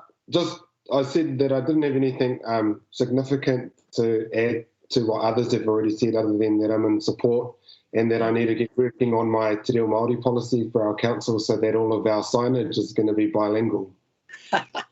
Good on you. Thank you. John Vucic, you wanted to make comment. Yeah, and I'll make it right now. It just, and I think it was raised by one of the other councillors. I would like that this be done in consultation with the community boards of the respective communities. I was just thinking when we did the dog bylaw work, there was quite a variation across the district. So let them come forward in terms of through the community boards providing that feedback. Thank you. Can we also hear from the chairman of the community boards, Adele, Belinda and Mike, please, if they wish to comment? Yes, thank you, Your Worship. I do support this, and we do need to make a bylaw around the parks and reserves. Thank you. Thank you. Belinda? Yes, I support this, and I think as a board we need to have a workshop on it and have the bylaws around the parks and reserves. But I'm keen to see some of the statuses of the reserves, the recreational status on them, quite flexible to allow for placemaking and some of our economic development ideas to take place within the community. Thank you. Okay, thank you. And I'm sure staff have noted that you would like further consultation, which then answers, I think it was Kelly's question. Mike, have you got comments? No, I'm okay. Thanks, John. Thank you very much. Okay, can we just turn to the staff, please, and can we have response to the comments that have been made by elected members? I'll defer to Daryl, but I wonder if Daryl might start just with Councillor Smith's request, noting that there are two bylaws under which we could proceed and neither is specified in that first paragraph A. Daryl, is there something we need to do there, or how would you see that? Through the chair, yes, thanks for that. Councillor Smith is absolutely correct. The bylaws are being created under the Local Government Act, so it's appropriate that the recommendation reflects that. The reason for that is that under the Reserves Act, if we created them under the Reserves Act, we would only actually capture about 25% of the reserves that we have in the district. About 75% of our open space that we loosely call reserves aren't actually reserves. They're open space or parks, and they wouldn't be captured if we controlled it under the Reserves Act. So that's why making sure that it's under the Local Government Act is important. So the councillor makes a good point. There was a few other questions in there that I'll attempt to quickly answer, if you like. How do we police? That really depends on the quantum of the problem, and Dean may be able to answer this question in more detail if he thinks that I'm missing something here. But really, that comes down to a determination of what the issue is on the day. Whether there's a systemic problem that's occurring on a regular basis, where we might look to undertake monitoring or enforcement visits by an enforcement officer on a more regular basis, or we would simply wait. If it's a one-off, we would wait to be contacted before an enforcement officer turned up to address the issue. If I may... can everyone else mute, please? Sorry. Can everyone else mute while Daryl's on, please? Thank you, Daryl. Sorry, Mr. Mayor, I just would like to add, if I may, Dean Myberg here. The enforceability, what Daryl's just said is absolutely right. Sometimes the activity on reserves or in other places, they are police matters in some instances. Our staff do require the bylaws to be able to enforce anything for that matter. In the absence of bylaws, we do struggle. So it certainly gives us that ability to look into matters, monitor the situation, and take appropriate action where those bylaws exist. So certainly helpful to us. In the absence of the bylaws, we do struggle. Thank you, Dean, for that. Daryl, have you got further comments? Yeah, just a couple of other points there. Who's loading whiteboard? Through the chair, sorry, that was me.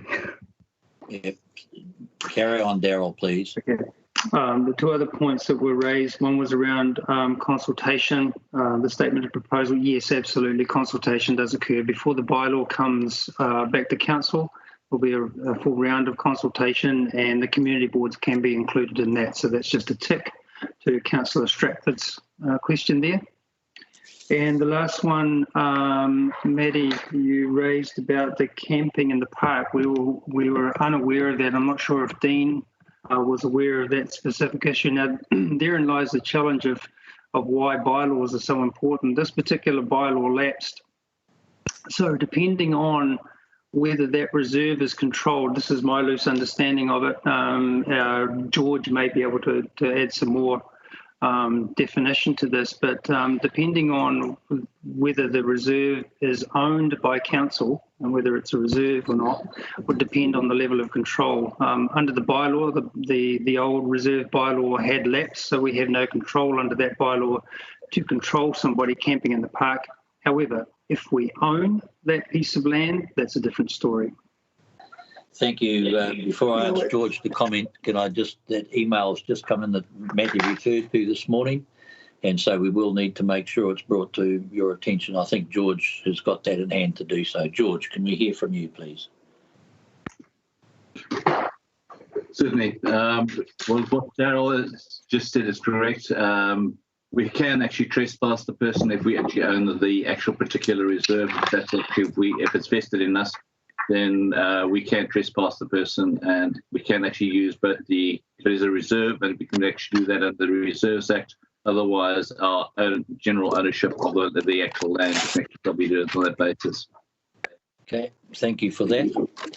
Okay, is there any other comment? Otherwise, I will look to put the motion. Just,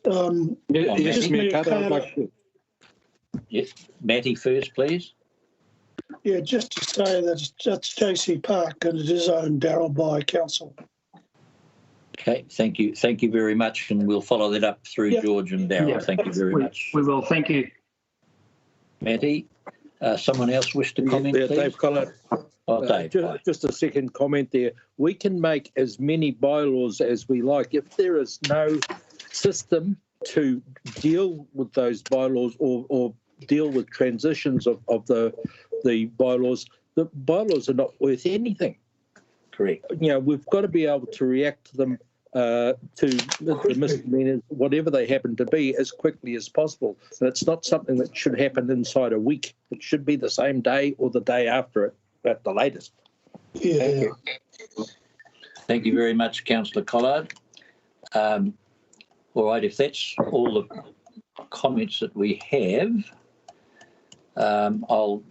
we'll look to vote on the resolution. It's been moved and seconded. Excuse me, Your Worship, sorry. Yes, Rachel. Can I request that we capture under the Local Government Act in this resolution, please, with your permission? Yeah, sure. Where do you want us to put that word in? Between bylaw and is, in that first A point. The bylaw under the Local Government Act? Yes, thank you. Okay.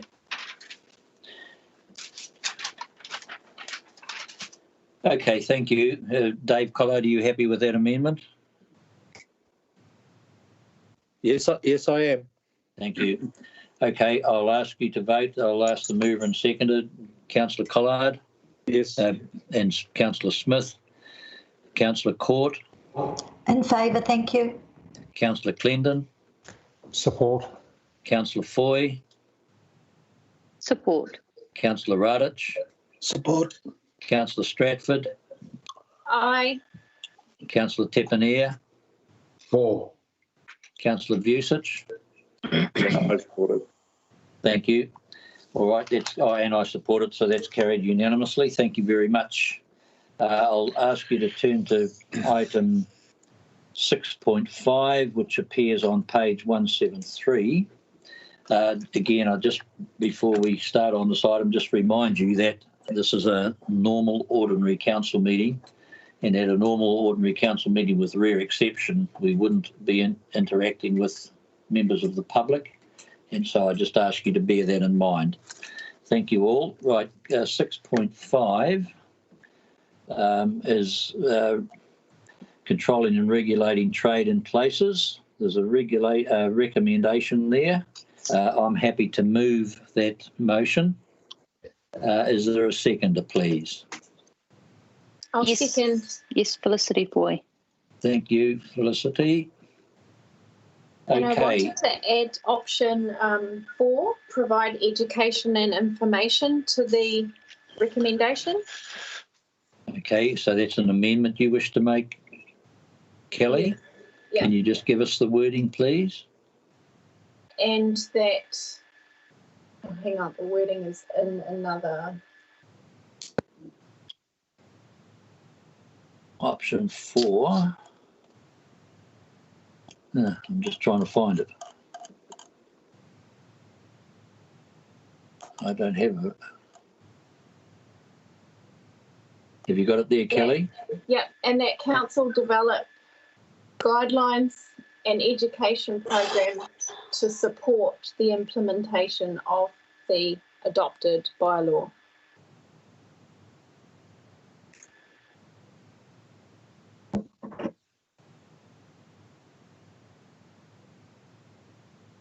Okay, does that read how you wish it to be? Programmed in support of the adopted bylaw.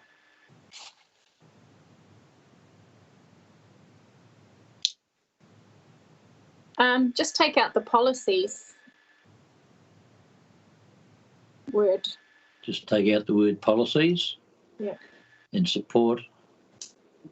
Guidelines and education programs in support of the adopted bylaw.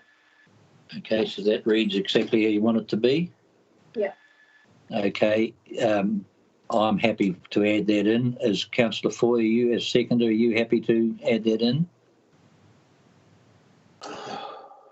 I'd just like to know from the staff about the costs associated with that as well, because from what I read, it was another option instead of a bylaw, but in conjunction with that, I want to know how that affects resources. If I can hear from Daryl on that, please. Yes, through the chair, a little unknown at this stage, but developing comprehensive programs certainly costs money. There are ways that we can do it for a very low budget, though, and that is so there's a fair bit of information and education that can be delivered by the enforcement officer, who doesn't necessarily have to ticket somebody the first time an issue arises. But if we're talking about signage or advertising campaigns or leaflets, there'll be a cost associated with that, which is unknown at this stage. But if it was significant, or if we thought that we had to undertake something significant to make this council direction, then we would bring that back to council. Okay, Councillor Foy, does that answer your question? Yes, I'm happy to support the current amendment. Thank you. Councillor Court wanted to make comment. Thank you, Your Worship. Could I please ask Democracy Services if they could put the amendment back on the screen?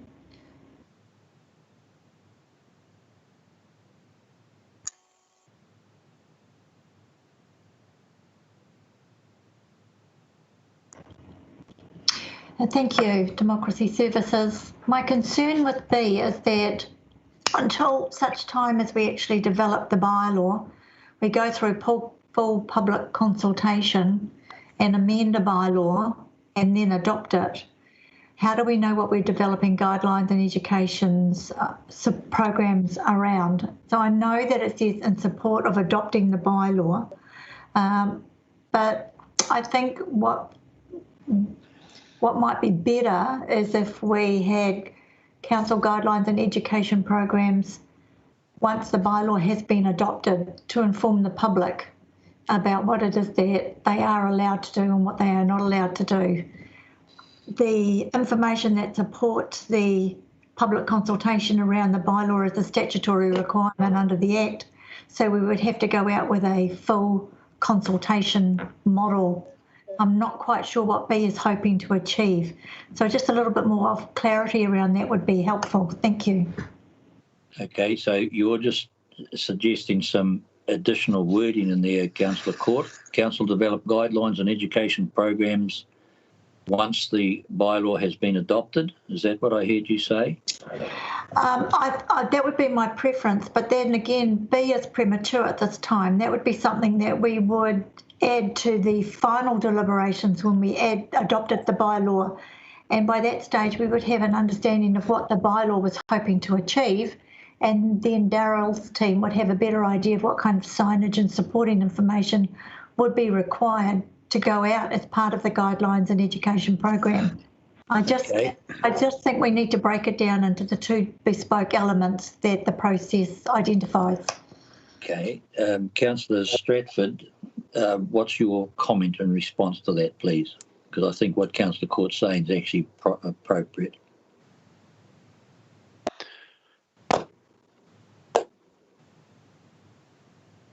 Hello, Kelly.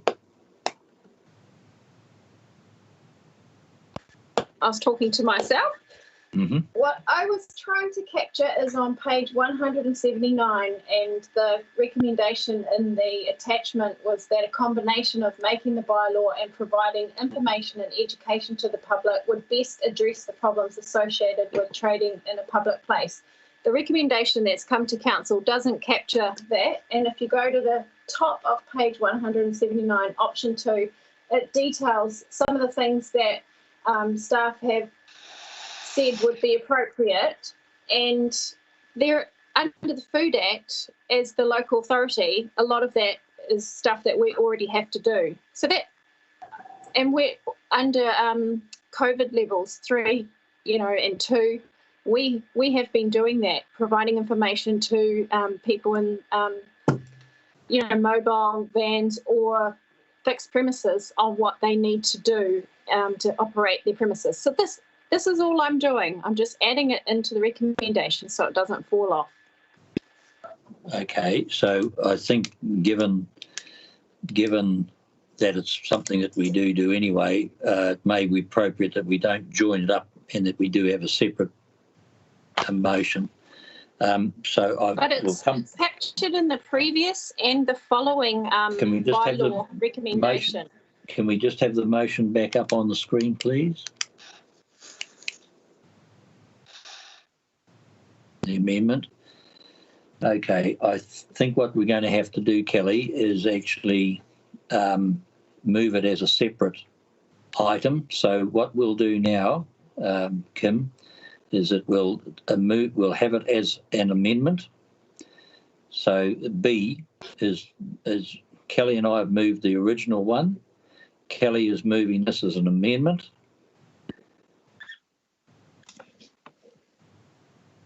Okay, can you put, hang on, we seem to be,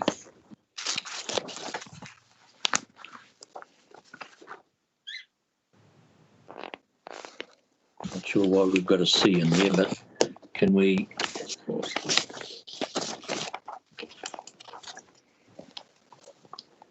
put in Kelly's amendment? Thank you. Have we lost the original amendment? Somehow we seem to be jumping here. Kim, what's going on? Just bear with us, Mayor John, there for a second. That's all right. Councillor Dopp. 3, so that's okay. We've got it now. So that's, except that we're now having Kelly moved it. So the motion was moved by myself and Felicity, the original motion. There's now been an amendment put by Councillor Stratford.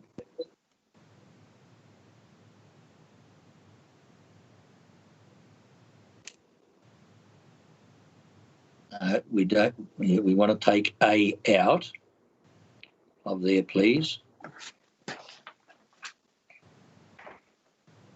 We take that, thank you. Take that, delete, thank you. So this is now an amendment. Kelly's moved it. Is there a seconder to Kelly's amendment? You can take my name out of there, please. Do I have a seconder for Kelly's amendment? Dave Collard. Thank you, Dave. Okay. Now it's been discussed. Is there anyone else who hasn't spoken wish to add into it? Yes, Mr. Mayor, I've asked to ask a question on this. Oh, please, sorry, David. Yes, and then Moko and yep. Wait, David, please do. Sorry, I beg your pardon. Yeah, no problem. I just wonder if we're not devoting time to something which is actually going to happen anyway. I mean, the development of the bylaw is a significant public process, as we've heard. It'll require consultation, submission, the whole 9 yards. And I would be very surprised if there wasn't some follow-up in the form of public information. So I do wonder if we're sort of putting belts and braces around this unnecessarily.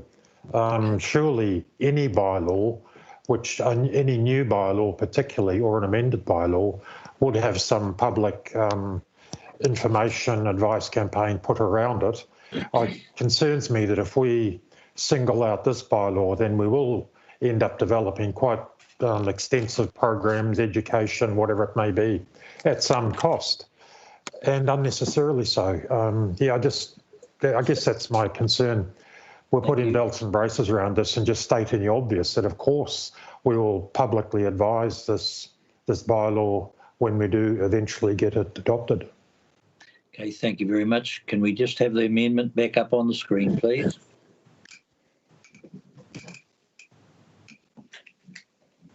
Thank you. Now I have Moko wants to speak, and then Councillor Collard.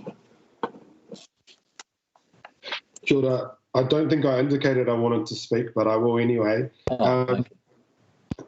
I think what Kelly was just trying to get across was that the conclusion and recommendations in the report suggest that we have a combination of making a bylaw option 3 and then providing information and education to the public option 2. But then when it comes to the actual motion at the top of the report, the agenda item, the other part of option 2 seems to have slipped off, and we're just left with option 3. And so what Kelly's trying to do, and she can correct me if I'm wrong, is just to actually pick up what council staff have recommended in the end of their report on page 179. So that's just what I seem to have picked up from this discussion as it's been going on, is that council staff have got a conclusion and recommendation at the end of their report, but then what we're actually voting on, that isn't the recommendation anymore. Some of it sort of slipped off. I don't know. That's all I had. Thank you, Moho. Can Dave Collard, can you comment, and then we'll ask, I just want to I agree with the amendments. However, I also have a difficulty through a personal experience then that says in option 3, protect, promote and maintain public health and safety, for example, ensuring that the goods and services prepared and sold in a public place are not a danger to the public. Now, that's fine. But in the definitions that we've got here of problem definitions, Section 31 of the Food Act, now this is a government thing, provides an exemption from a food control plan if the trading in food is for the purpose of fundraising for certain activities. So what my experience was is that at the Stanford Bonanza, I had some food vans, and I wasn't allowed to have one because its license had expired. So the van operator comes back and says, "Oh, but I'm operating for a charity for the Pukenui School." That made it all right. Nothing else changed except the fact that here was this food van operator that license had expired or their food plan hadn't been registered, whatever the reason. But it all of a sudden became all right. Nothing else changed because they became a charity. It's just an anomaly that I wanted to point out that is right there in front of us. Okay, thank you for that. Rachel, John, did you want to make a comment? You've made a comment on Teams here, chat, but do you want to comment, or just making that comment and I go to Rachel? No, it was just a general comment, more along what Councillor Clendon said, that we could probably start with our current communication channels initially. Okay, thank you. Councillor Smith. Thank you, Your Worship. Just 2 quick points. I'd like to speak in support of Kelly's amendment. As to Moko's point, what Kelly has provided is simply just a reword of the conclusion and recommendation at the bottom of page 179, and it's echoed in the bylaw report previously and following. The second point I'd just like to make is around the opportunity that this bylaw or the creation of can play if done in conjunction with the community in terms of our recovery post-COVID-19. And I know that Belinda Ward has spoken about this before and about how the opportunity for our bylaw to enable economic development needs to be recognised in our processes. Thank you. Thank you. Can I come to Kelly? If right a reply, please, Kelly, to the amendment. And could we please have the amendment up on the screen again, please? Kelly, the floor is yours. Your Worship, Anne Court just indicated she wished to speak further. Oh, okay, Councillor Court, thank you. Oh, you did too. Thank you. Thank you, Your Worship. Just for a point of clarification, on page 179, option 2 was the non-regulatory approach, which was the guidelines and education programs, and that is what is collected at the bottom of page 179. So I think what's happened is we've got two processes mixed up here. I just wanted to point that out as a point of clarification. Thank you. Okay, thank you. Do the staff just want to comment on that aspect of whether we've confused the two suggestions? Daryl, you might like to comment. Yes, through the chair, really good discussion. You're all correct. Everyone's point is accurate there. Councillor Court, with regards to education, yes, the education does come later. We don't know what we're advising on until the bylaw is in place, so that makes sense. Councillor Stratford and other, with regards to aligning it in a similar way to the other bylaws, yes, absolutely correct. In hindsight, we could have easily added this piece to it. And Councillor Clendon is also correct. There is elements of this that we would do anyway. When a bylaw comes through, obviously we're engaging, so people are getting a good understanding of where we're going. On top of that, there's likely that as a result of a new bylaw that signage would be changed, so there'd be an education process around that. And as I've said before, an enforcement officer is then armed with that information. And on top of that, we can do more. So it's a very minor piece of the report that Councillor looking at. You're all correct. It doesn't matter which way you go. That education will occur, whether it's in the resolution or not. But from a tidy perspective, it does make sense to have it there. So I'd say that administration is very happy either way. It's probably not captured in this one specifically because we were focused on the need of the bylaw probably a little more exclusively than one or two of the other bylaws. But I'm splitting hairs. We're happy either way. Thank you, Daryl. I wish I had made some comment because you could have told me I was correct as well. That would have been nice. Right, Kelly, we'll give you a right of reply and then we'll vote. I feel that Daryl has probably covered off what I was going to say. Okay. But in my experience, as governance, if we want something done, it is best caught in a resolution rather than to interpretation later. Thank you. Thank you for that comment. Okay, so we'll look to vote now. So the resolution, Kelly, your vote, please. For. Councillor Collard. Support. Councillor Clendon. Aye. Councillor Foy. Yes, support. Councillor Radich. Aye. Councillor Smith. Aye. Councillor Tepanier. False. Councillor Vucic. Aye. And I'm in favour. I think I've got everybody. Thank you. Okay, thank you. Oh, Councillor Court, I beg your pardon. I'm in favour, thank you, Your Worship. Right, thank you. Okay, so that amendment's now, that's carried, so it now becomes part of the substantive motion. So I'm going to put the motion as amended. Councillor Court. In favour. Councillor Clendon. Support. Councillor Collard. Aye. Councillor Foy. Support. Councillor Radich.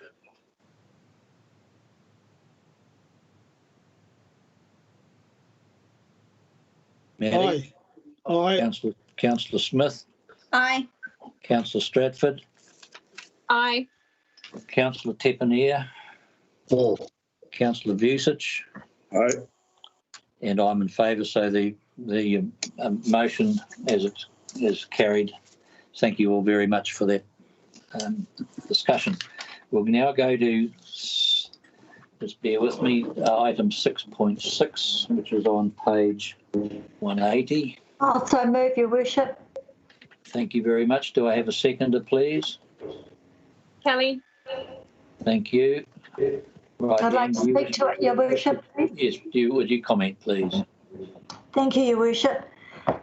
Recently, the government adopted the Road to Zero, New Zealand's Road Safety Strategy 2020 to 2030. And as part of that, they have 7 underpinning guiding principles. Principle number 4 is that we have a shared responsibility for improving road safety.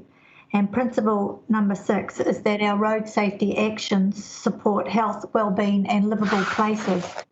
The reason I raise that is because currently our vehicle crossings are guided by the relevant legislation, which is in the main, the Resource Management Act and the Local Government Act. And the engineering standards and guidelines sit in the district plan. My observation around the district is that we are allowing substandard vehicle crossings to be developed, and this is impinging on the outcomes of the road safety, particularly in relation to total mobility on our footpaths and network. So we are seeing large areas where gap metal is being used on a driveway that goes directly onto a concrete formed footpath, directly onto a council maintained road. And if anybody's walked up Kirikiri Road recently on the concrete just after you pass Makana, the footpath is completely buried under metal, and it makes it impossible for a person on a mobility scooter to traverse the footpath.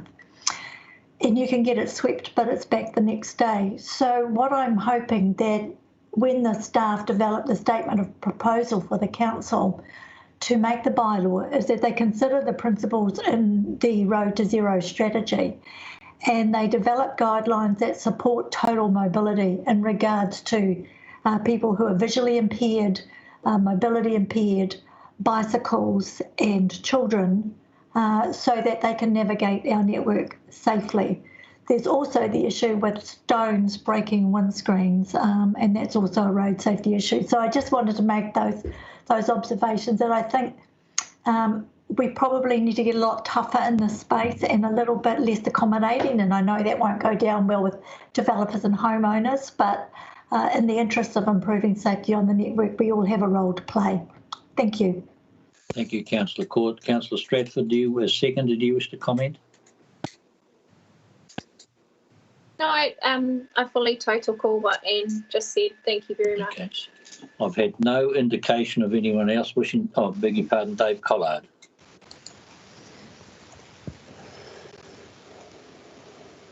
Councillor Collard. Yeah, I wanted to make a comment in relation to the vehicular crossings onto roads. You know, whose responsibility is it? Is the berm? The berm, of course, being that area between the property boundary and the road, where in the more rural areas, perhaps where there are culverts and big, huge drains, and people would have a great deal of difficulty in cutting vegetation back to make it safe to actually enter onto the road. One of the roads in particular that I'm thinking of is Kaitaia to Pukepoto. That's Awaroa Road, I think it is, where there is a big, huge drain on the left-hand side and going out to Aipara, where it's just not safe for people to actually drive onto the road because of the vegetation, and they can't get to it because of the drain. There must be some responsibility for that type of thing, and it would not only be there, I would imagine, be all over the region. Okay, thank you very much, Dave, for those comments. David Clinton and then Felicity. Yeah, I just wonder, I mean, I generally support this resolution, but there's sort of a two-way thing going on here. You don't have to wander far around Kirikiri defined instances where people have invested in, expensive and high quality concrete drives, where the point at which they meet the edge of the council road is where the driveways degrade, because the concrete is coming up against poorly maintained tarmac, a broken edge, no proper formed curb. So I wonder, yes, we can assert a right to have a high quality crossing constructed by private landowners, but is there not equivalence in terms of a responsibility of council to ensure that people's investment in their driveways is not diminished by the fact that they're coming up against a poorly maintained road, which a simple observation will tell you will over time chip away at the edge of their expensive concrete. Thank you, David. We'll perhaps ask our staff to comment on that once councillors have finished. Can we go? Thank you, David. Can we go to Councillor Foy, please? Thank you, Worship. I just wanted to raise that there's only certain triggers that require a bylaw to be activated. One of those is someone complaining. And the second is when someone applies for a building consent or a resource consent. So I do think there should be a bylaw. That's what this current motion is about. I can see that, anyone building a house at the moment is very expensive. There's a housing crisis. I'm sure in deliberations that cost factors will come into it as well about what the private landowner should pay for and, what the council's responsibilities are. In terms of sightlines, which Councillor Collard has raised, that there does not include, they're not currently included within the bylaw, and that's usually addressed at the time of subdivision. But I'm sure that when we do the deliberations, all these things will come out in the wash and we'll hear all these concerns. So thank you. Thank you. Councillor Court, do you want a right of reply, please? Thank you, Your Worship. I don't have anything to add at this point. Okay, in which case then I'll put the motion. Can I have the voting up on the screen, please?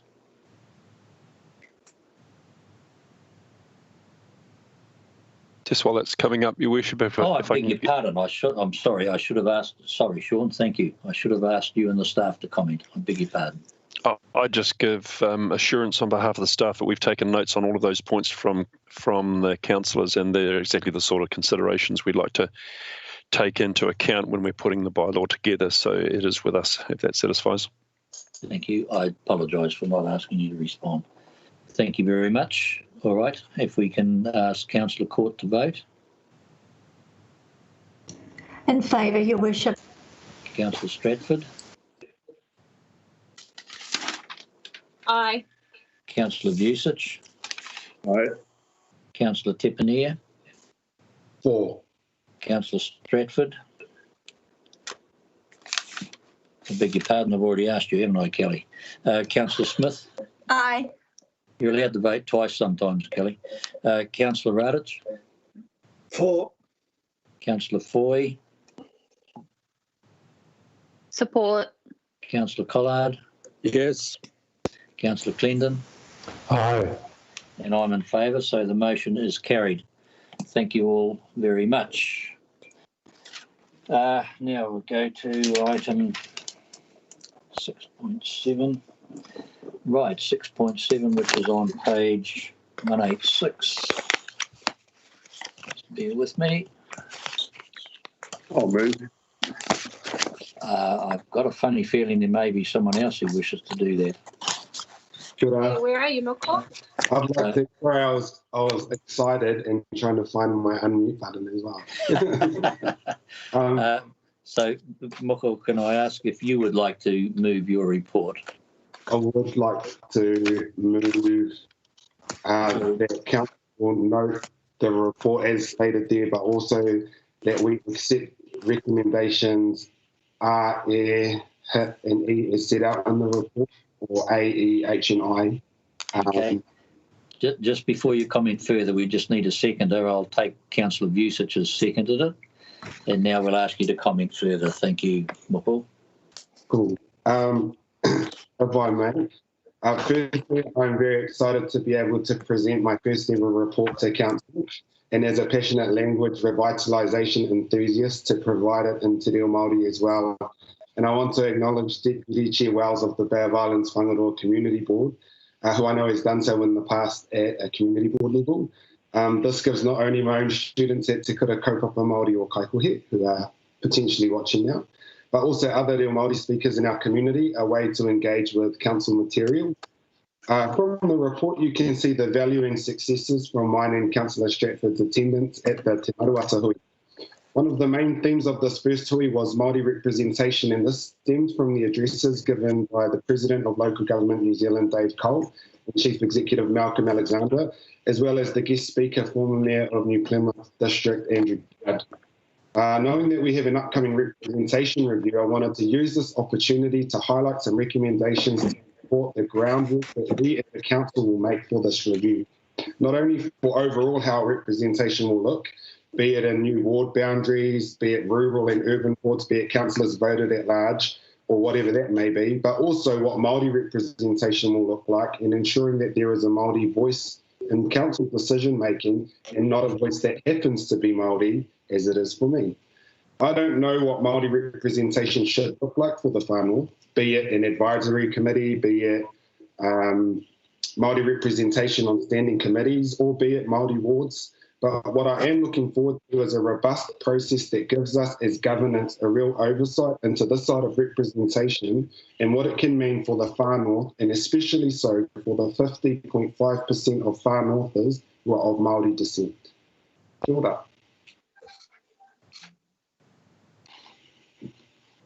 I'm lost. Kia ora, Moko. You're muted, Your Worship. Oh my goodness, I thought you were going to. I was muted. No, the Mayor is. Thank you, Kelly. Councillor Vucic, do you wish to comment as seconder, please? Yeah, seconder. Good report, Moko. Very well done. Seems like you had a good time down there. And I think it's the first report that actually was in Te Reo as well. So, well done. Thank you for those comments. Anyone else? Kelly, you were there as well. Would you wish to comment? Yes, Your Worship. The item that Moko has glossed over is his appointment or election, to represent us at Te Maruata. Well, I say us, it's to represent the younger sector of Māori on the Te Maruata Rōpū. And he had to fight it out to get that seat. And there was a bit of lobbying happening in the audience, and then the voting took place. And I was really surprised that he won, because there was a really, he was up against some pretty mint people. And he just knocked it out of the park when he did his speech. Yeah, his nice. Kaikorero was awesome. Yeah, I was really proud. Yeah. Very good. And I support the recommendations that he's added to his report. Thank you very much. Thank you, Councillor Stratford. Does anyone else wish to comment? Yeah, Mr. Mayor, I'd like to briefly. Please. Yeah, just again compliment Moko on an excellent report and to support the recommendations. I'm personally unsure about whether I actually support Māori wards as such in the north. Certainly they're one mechanism, but I absolutely support us having a good informed debate and to seek information, because it's critical given, as we've heard, the percentage of our population that does identify as Māori, that part of the population is properly represented. So I'd really like us to be much better informed about what the options are, to hear all the pros and cons, to have the arguments and to come to some sort of conclusion. So I wholeheartedly support those recommendations. Thank you, Councillor Clendon. Anyone else wish to comment, please? If not, sorry. Go on. Yes, Maddie. Just to say this and just to remind everybody, there are 5 Māori on council at this very moment. 5 of us. Thank you. Thank you, Maddie. Okay. I just want to, first of all, add my congratulations, Moko, on your appointment. It is significant. It's a privilege that you've been given, because it's local government. Well, it's obviously us here in the far north. It's not just Northland, but it's across the nation. So that's a serious feather in your cap. One of the interesting things that's happened since the drought, and more particularly COVID, is that the communications that have been set up as a consequence of ongoing discussions and support is with the business leaders, with local government, with health, with civil defence, but also with our iwi leaders. And I've got to say I've been privileged to be involved in regular conference calls, and that exchange has been tremendous. So when David Clendon talks about how what sort of structure and appropriate representation, one of the things I've learnt is that the more we communicate, the better outcomes we get. And we'll be working to make sure that the communications that we have currently don't fall away again. So, Moko, part of this appointment that you have now will become part of that as we go forward. So I just want to add my sincere congratulations to you. I had a discussion with a reporter who I believe is with us today about the fact also that your report is a dual report, which I think is also fantastic. I believe, certainly my understanding is first here in the far north, but I think first in New Zealand, as I understand it. I think Mike Reid, who's one of our people in local government New Zealand, has confirmed that. So again, you can also be proud of that. And so it's just, as I say, something significant, and all of us should feel proud that we happen to be part of this, and that our youngest council member has made these steps on behalf of not just our district, but our nation. So thank you very much for that. With that, I intend to put the resolution, and Felicity wants you waiting to speak. Oh, I beg your pardon. Who's looking to speak? Felicity. Felicity, I beg your pardon, Felicity. I didn't see you there. You are too. No problem. Thank you, Worship. And I just wanted to start off with the fact that I'm not surprised that Moko won. We all know that he's a real all-star, and we're very happy to have him as part of our team. And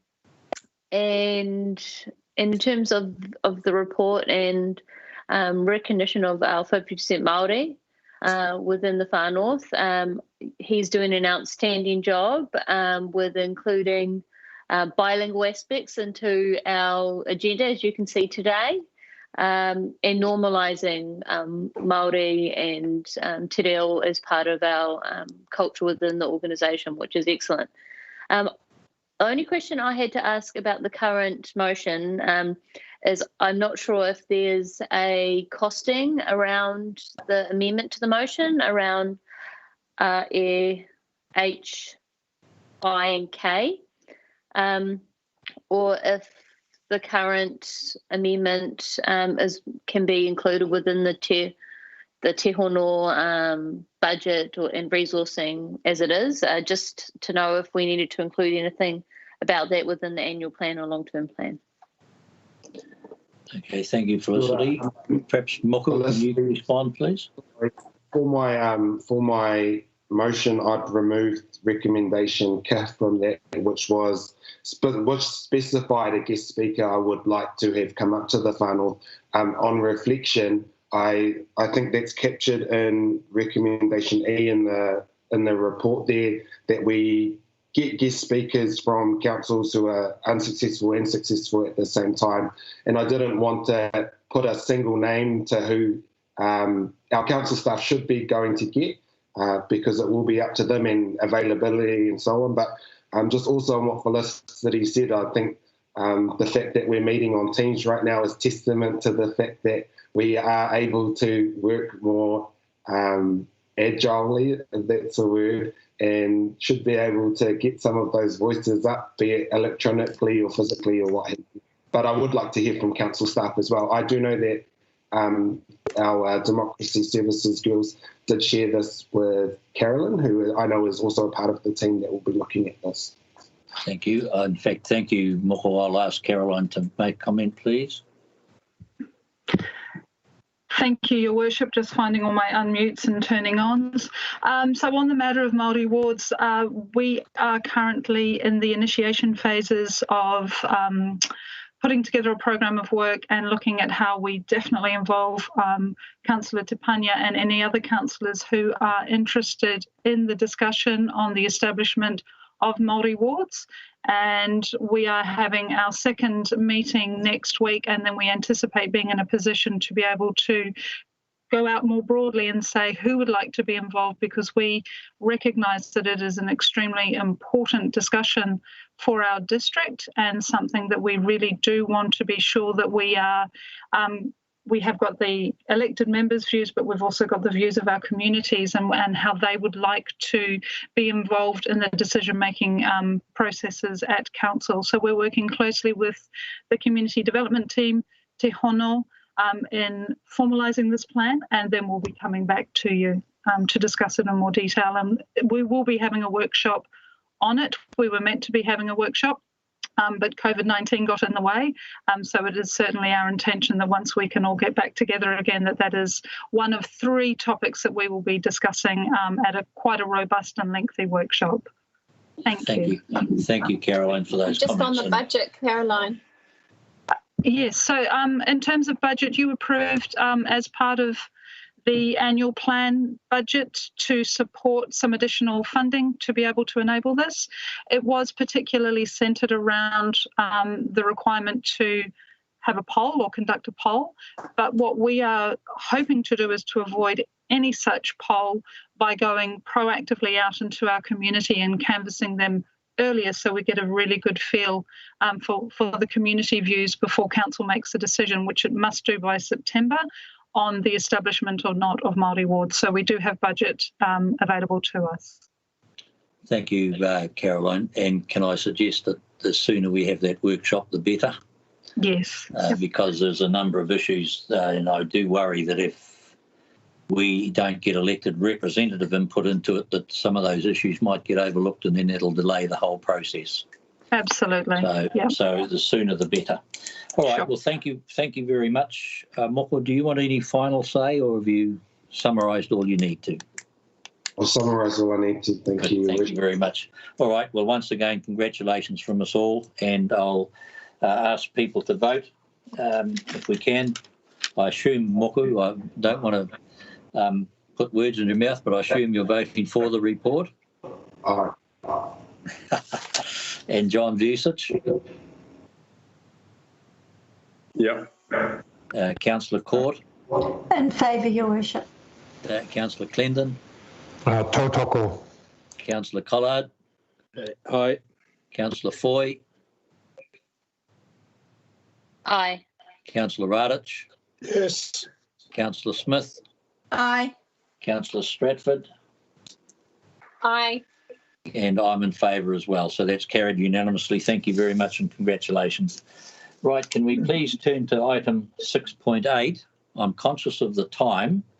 So what we'll look to do is deal with, we've got 2 more items, the climate change and the shovel ready, and then I intend to take a break for lunch. So if we can please go to 6.8, if you just bear with me while I wind up 194. There we are there.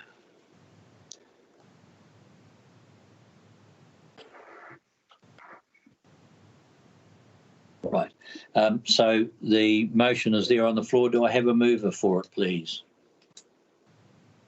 Your Worship, I'd like to move that council for items B and C. I just need a motion so we can discuss the recommendation. Yep, I'll move. Thank you. Kelly. All right. Kelly, you have moved it. Thank you. Do I have a seconder, please? I'll second that. Thank you, Moko.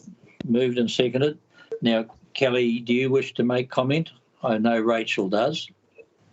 My only comment would be that if the Audit, Risk and Finance Committee had a chance to read their agenda for tomorrow, climate change is identified as our district's #1 risk, and the allocation of budget is paramount for beginning to address the impacts of climate change, which we all know about: drought, flooding, erosion.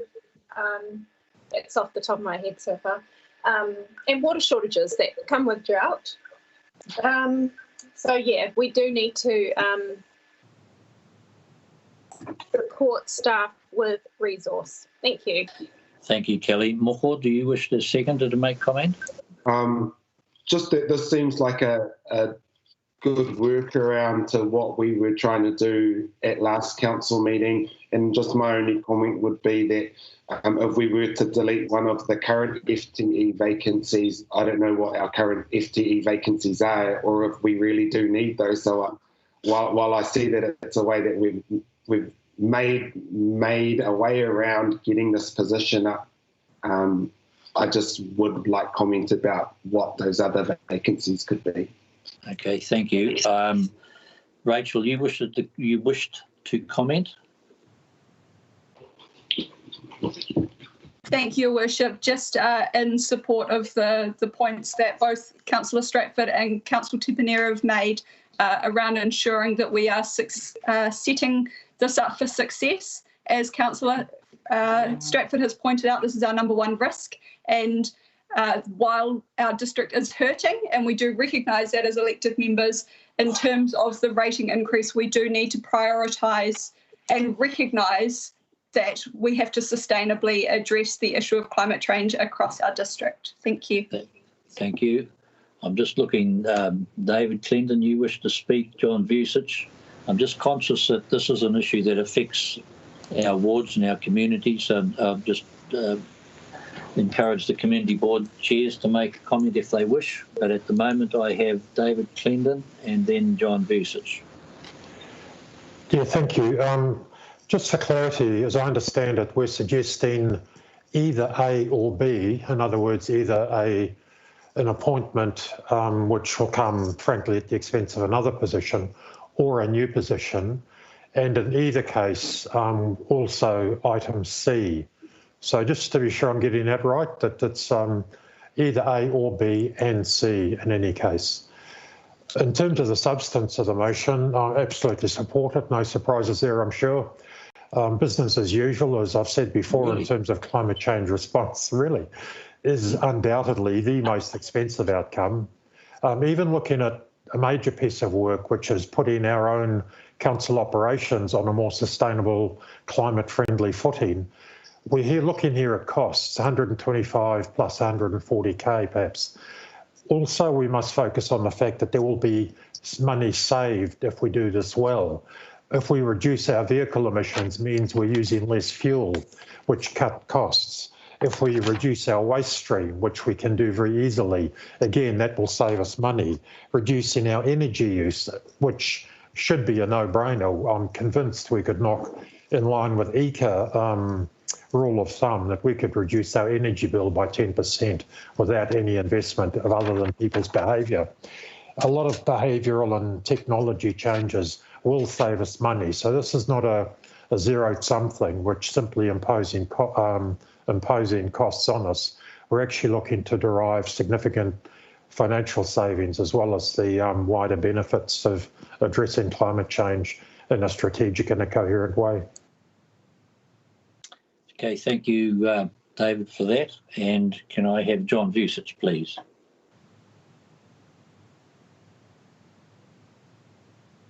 John Vucic. Now that I'm unmuted, thank you. My comments, one is really, and it was raised also, is that, and thank you, Councillor Clendon, a lot of these things we can do without increase in overall cost and budget.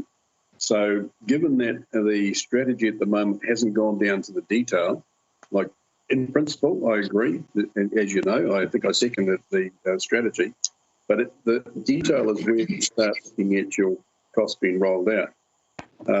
And that, so when we look at some of these things here, creating these positions, and sure, I agree with the funding, not against that, but when we start to look at creating the positions, I'm a little bit unsure whether, because the actual targets, if you like, the clear measurable outcomes that we're going to try to achieve in this in this space hasn't been really defined yet fully. So are we jumping the gun? So there's a question to start. Are we jumping the gun? I don't mind setting aside funding, and I'd agree with that, but just how we actually meet that, I'd like to have some feedback on that. And climate change, as I said to you before, is one of those terms which is much adopted, but without the detail, that doesn't mean much. Whether it's hot and cold, wet and dry, it's all climate change. But, if we look at carbon reduction, for example, we can reduce carbon, as Councillor Clinton mentioned, in a number of ways without costing us any money. And looking at our fleet, looking at maybe solar energy, and looking at other replacements for the use of carbon, recycling and getting and utilising the energy from there. There are a number of things there. That's the specific details that I'm referring to. The second thing is climate change as a whole, as I mentioned before, a higher order KPI, and there are other ones as well. And I don't know which councillor mentioned it, but when you start balancing those high order KPIs together, then you're actually starting to deal with, you're not being myopic in your focus, you're starting to deal with deprivation, you're starting to deal with the economy, you're starting to deal with a number of other things that we wish to achieve. And then I think also getting a better balance. So I'd like us to move in this direction. I'd like it to be balanced, and I'd like us to actually have some clear, measurable goals and outcomes. Okay, thank you. I have no other indications of people who want to make comment, in which case I'll go back to the mover. Kelly, do you wish to have a right of reply, please? No, Your Worship. Fully support. Okay, so... A point of order, Your Worship. Yes. The recommendation was approved in total. We do need to make a decision whether we're approving A and C or B and C, please. That's the point, and that I was just going to thank you, Councillor Cord. I was just going to come to that. Can I ask the mover, which is it? Is it A and C or B and C?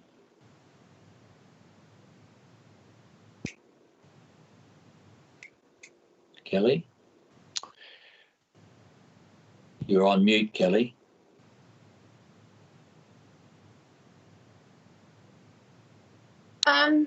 My understanding was that it was the entire recommendation, not a pick and choose.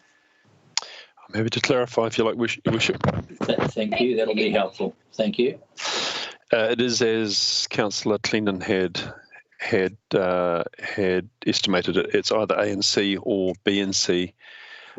You recall from the last conversation that we had that there's first of all, the idea that resourcing, the first tranche of resourcing for the beginning of this new roadmap is appreciated, that it's in the resolution, because as we all know, an unfunded plan is not a plan.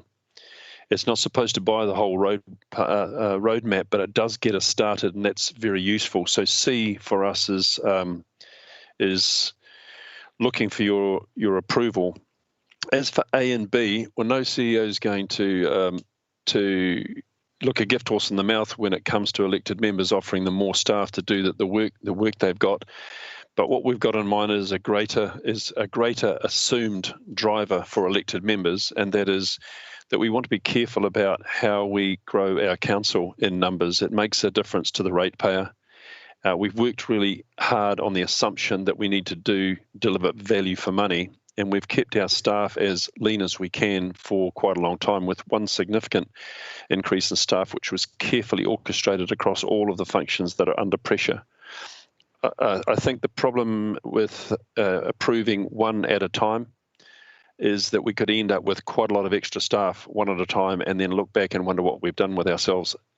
As one of my GMs, in fact, Will Taylor, had said to me on this point, getting an extra person to do sustainability is a no-brainer until you look at all the other no-brainers. And I could be putting a case in front of you for 10 engineers right now. With 330 plus million of extra funding bids into the Crown, we seriously have a capacity issue about how to deliver any approvals we get from them. And that's a very serious situation. I think everyone in the council would probably agree there's probably room for one or two more communicators in terms of how we could do better for the public in making sure the work that we're doing in council is being routinely and regularly communicated under multimedia to our public observers. I'm just giving examples. There are many more of how we could do with more staff. And I'm just cautioning us as a group that we should do that in a coherent approach across the council rather than salami slicing one at a time. So as reluctant as I am to discourage to discourage B, as I do need to do that. I'd like to come back to you at the right time with a review of our staff numbers, but with a more holistic approach. Okay, thank you. Thank you for that advice. So what we're going to do is vote on A and C. Okay, is that clear? Yes, I agree, Your Worship. Yeah. Okay. So, all right, I'm going to now ask us all to vote. Can we have the voting up, please? So we've got Kelly, would you care to vote, please? 4. Moho? 4. Then we go to Councillor Court. Opposed. Councillor Clendon. Aye. Councillor Collard. Aye. Councillor Foy. Aye. Councillor Radich. Against. Councillor Smith. Against. Councillor Vucic. Right. And I'm in favour. So as it reads, the council approves A and C. It's carried by majority. So thank you all very much for that. I now draw your attention to 6.9, which came in as supplementary late item. And it's so I assume you've got it in front of you, and here it is on the screen anyway. And basically, I just remind you that, well, we need to have a discussion around this. We'll also include it in our discussion on Tuesday when we have our workshop around the shovel ready. So for discussion's sake, I intend to move this motion. Do I have a seconder, please? Apologies, Your Worship. I beg your pardon, sorry. It's Aisha here. So because this wasn't included on the agenda, we just need a resolution from council to adopt it as a major item not on the agenda effectively.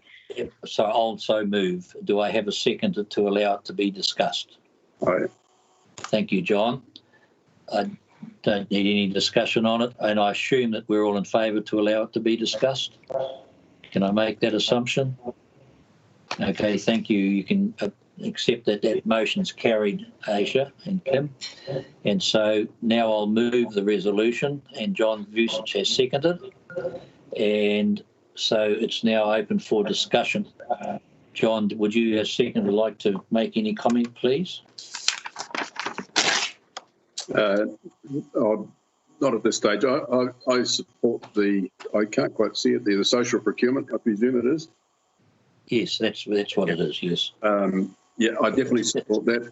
Caroline and I have been working, we've been pushing that for some time. And this time, especially when we need to build economy, it's a great way of doing that, as it ensures that we're dealing with some of the social issues that we're facing as well. The cost overall to council shouldn't be increasing. We're effectively spending the money anyway. It's just being wise in how we spend that money, so it has a maximum impact locally. So that in principle, but I'll leave it to others to comment on that, and I'll comment at the end right at the line. Thank you, Councillor Vucic. I'll just go through the councillors who may wish to comment. Councillor Court, do you wish to comment on this? Yes, Your Worship. I agree with the recommendation, but I'm a bit concerned about whether it should be that we adopt the 5 sustainable procurement outcomes or we adopt the 5 sustainable procurement principles. And my rationale, and the Chief Executive can articulate this far better than I, but we've spent considerable time offline of late working on the 5 different funding buckets that have been made available to us from the Crown. And we are talking about hundreds of millions of dollars, not tens of millions of dollars, hundreds of millions of dollars. And some of these projects are significant infrastructure projects in the water space, wastewater space. I'm thinking about telemetry systems, and I'm thinking about the internet provision. This is not necessarily something that is going to tick all 5 of those boxes straight away. So I think this needs to be a staged approach, that is our goal and that is where we need to get to. But in the meantime, if we've got money available to deliver a favourable outcome for the Far North and the only supplier in the market can't tick all 5 of those boxes, are we going to say no to that? So I think we need to just be a little bit more flexible and signal to the market, this is where we're heading, this is what we'd like. But ultimately, if that's not going to work for you, we'll work around that too. And I'd really like the Chief Executive to respond to this, because this is something that he is a passionate interest in. Thank you.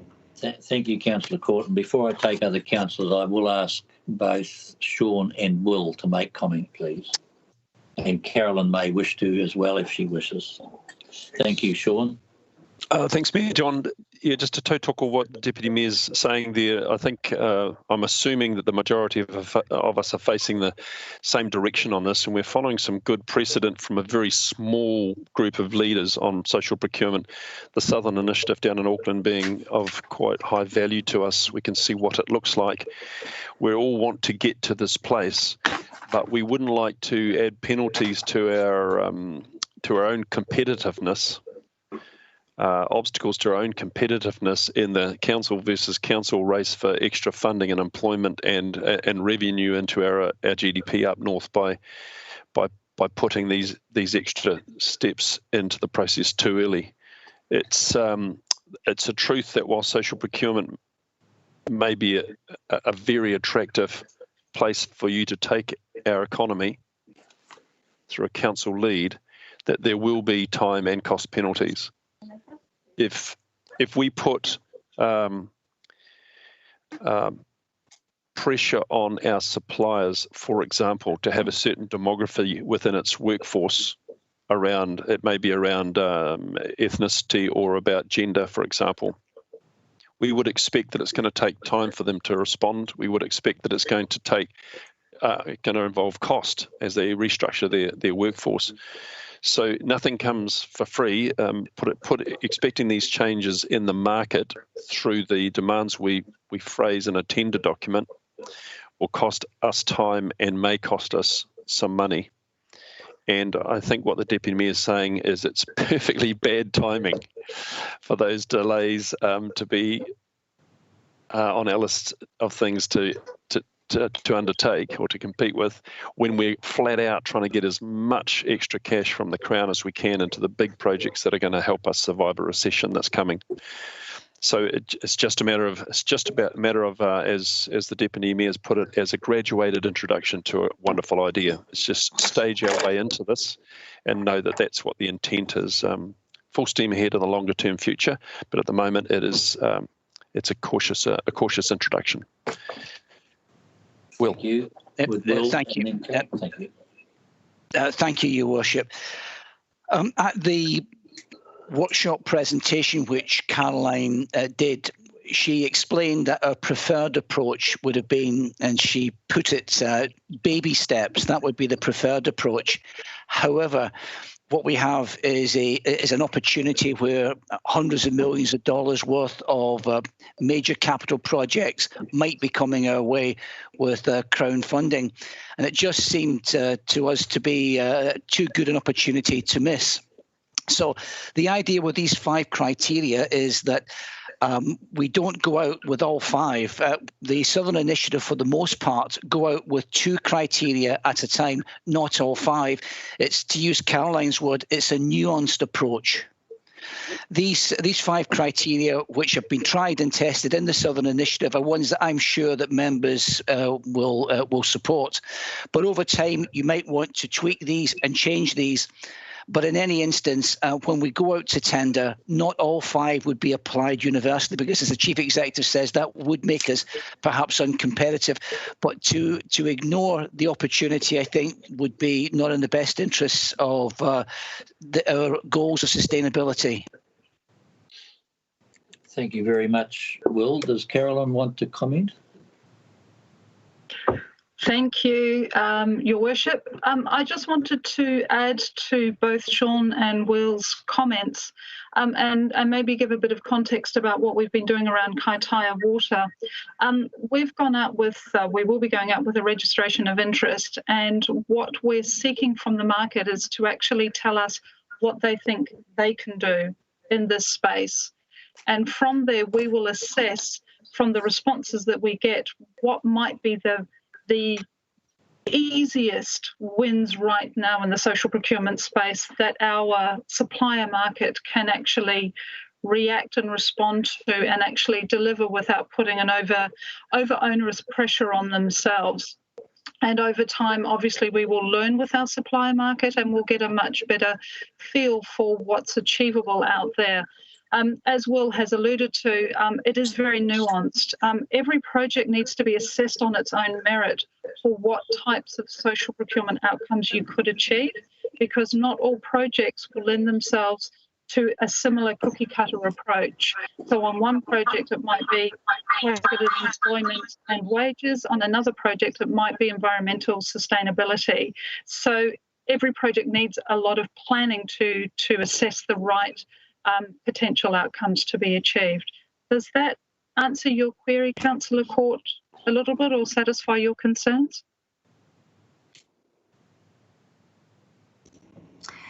It does. I'm just not sure the recommendation captures it, because the recommendation says that the council will adopt 5 sustainable procurement outcomes. And I think it needs to be 5 sustainable procurement principles. Yep. Which may or may not tick 1 or all 5 of those. Very happy with that. Thank you. Very happy with that. Yep. I just sent you a what do you call it, chat there, and to ask if we want to change the wording, and I think with the agreement of John Vucic we will do that. We'll change it to principles. I think that's a good point. Okay, I'm looking, Rachel Smith wants to comment, and then John Vucic wants to comment. Thank you, Your Worship. It's no secret that I get really excited about this concept, and once again I want to commend the work that Carolyn and Will have done, especially in this space. A quote that I live by quite solidly is, to live a creative life, we must lose our fear of being wrong. And while I fully recognise that there is potentially risk in taking this approach, I think it's also really important to recognise that there's potential for immense opportunity. We as an organisation claim to be progressive, and we claim to be a learning organisation. And I feel that this is a really, really good opportunity for us to put our money where our mouth is and get innovative about the way we provide aspirational outcomes for our communities. Something that a staff member has always reiterated with me in my time in council is the concept of the pie, and our spending pie is challenged. That is no secret across our district. It's something that we will continue to face. So I think in order to address that challenge, we have 2 options. We can either grow the pie, or we can get really creative about the way that we cut that pie. And I really want to thank the work that Councillor Vucic has led in challenging the way we cut our pie. Thank you. Thank you very much. Can I have David Clendon, please? Yeah, thank you. I appreciate Councillor Court's comments there. She's quite right, of course, that it would be rare for any potential supplier of services or whatever product would get 100% mark against each of these five criteria. That's not how it works, and I think we understand that that's not how it's going to work. The point of an organisation like FNDC, which in regional terms has a pretty big checkbook, is in part to adopt a practice like this in order to drive the supply chain to a more sustainable footing. That is the power that a large checkbook gives us, that we can over time influence our supply chain to adopt more sustainable practice. We don't expect them to score 100% up front, because neither do we, frankly. So to continually drive our supply chain to be aware of their social equity, their environmental performance, their social engagement, all of those things. I remind us that this is not new. This has been around for I'd say 2 decades at least, that sustainable procurement has been a thing.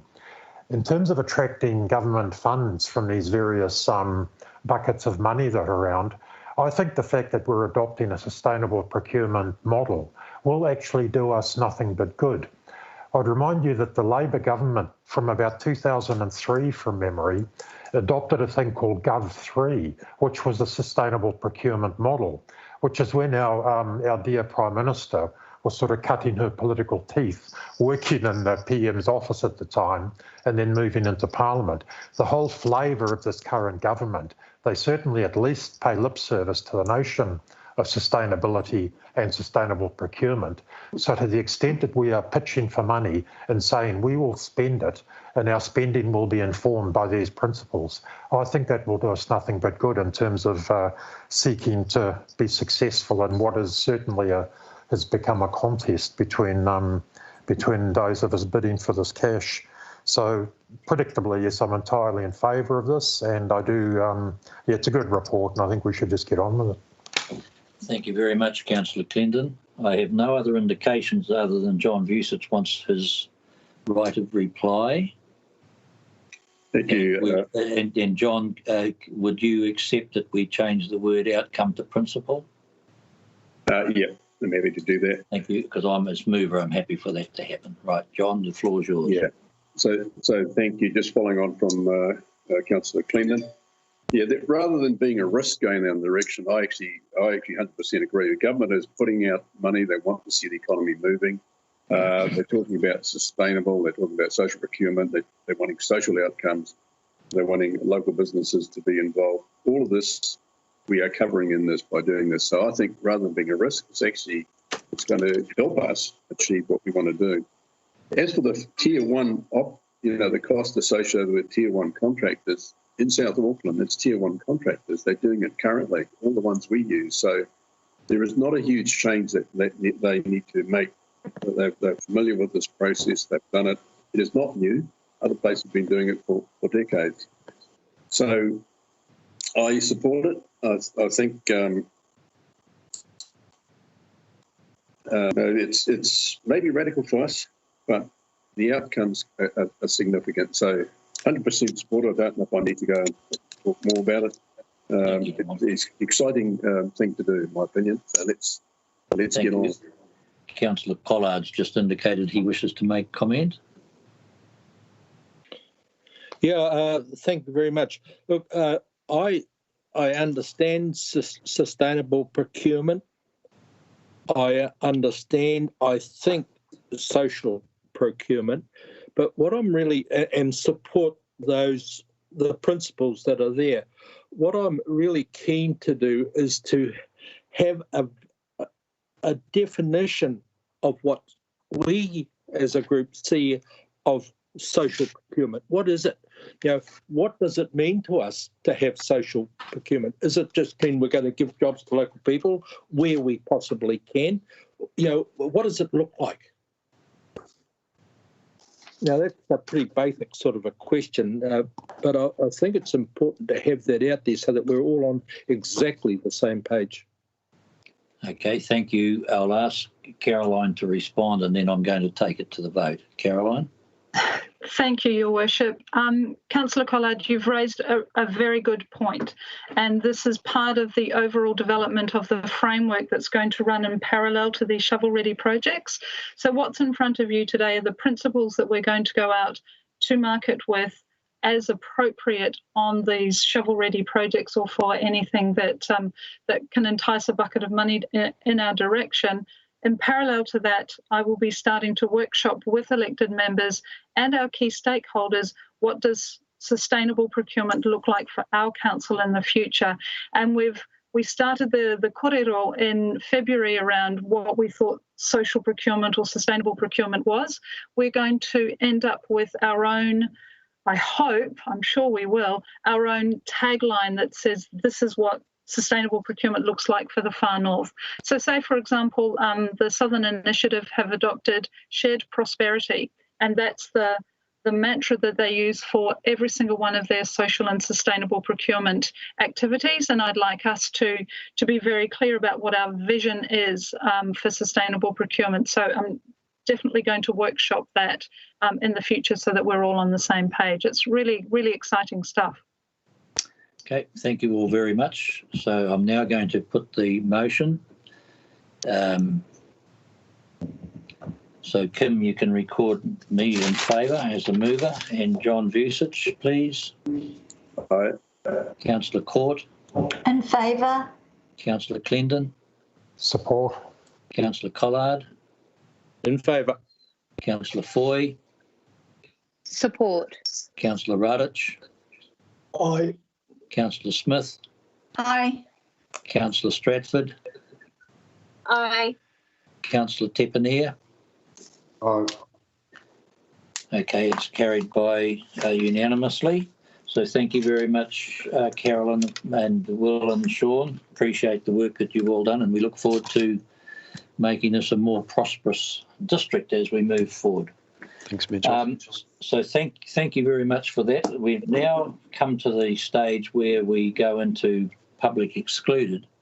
We've been meeting now for 3.5 hours, and I'm going to suggest that we take a break, and with everyone's agreement that we come back at 2 o'clock and go into the public exclusion. Does that make it gives us 25 minutes to have a cup of tea and some lunch? Does everybody agree with that? Yeah. Can we go Okay. into public exclusion now so that we can end the public part of the meeting? Well, okay, I guess we can do that, can we? Does that make sense to everybody? So I'll so move. Yes. Second. I'll second. Thank you, Kelly. I'm just going to assume that we'll all agree to that. All in favour, please say aye. Aye. Aye. Perfect. Aye. Okay. So we're now in public exclusion. I now move that the meeting be adjourned.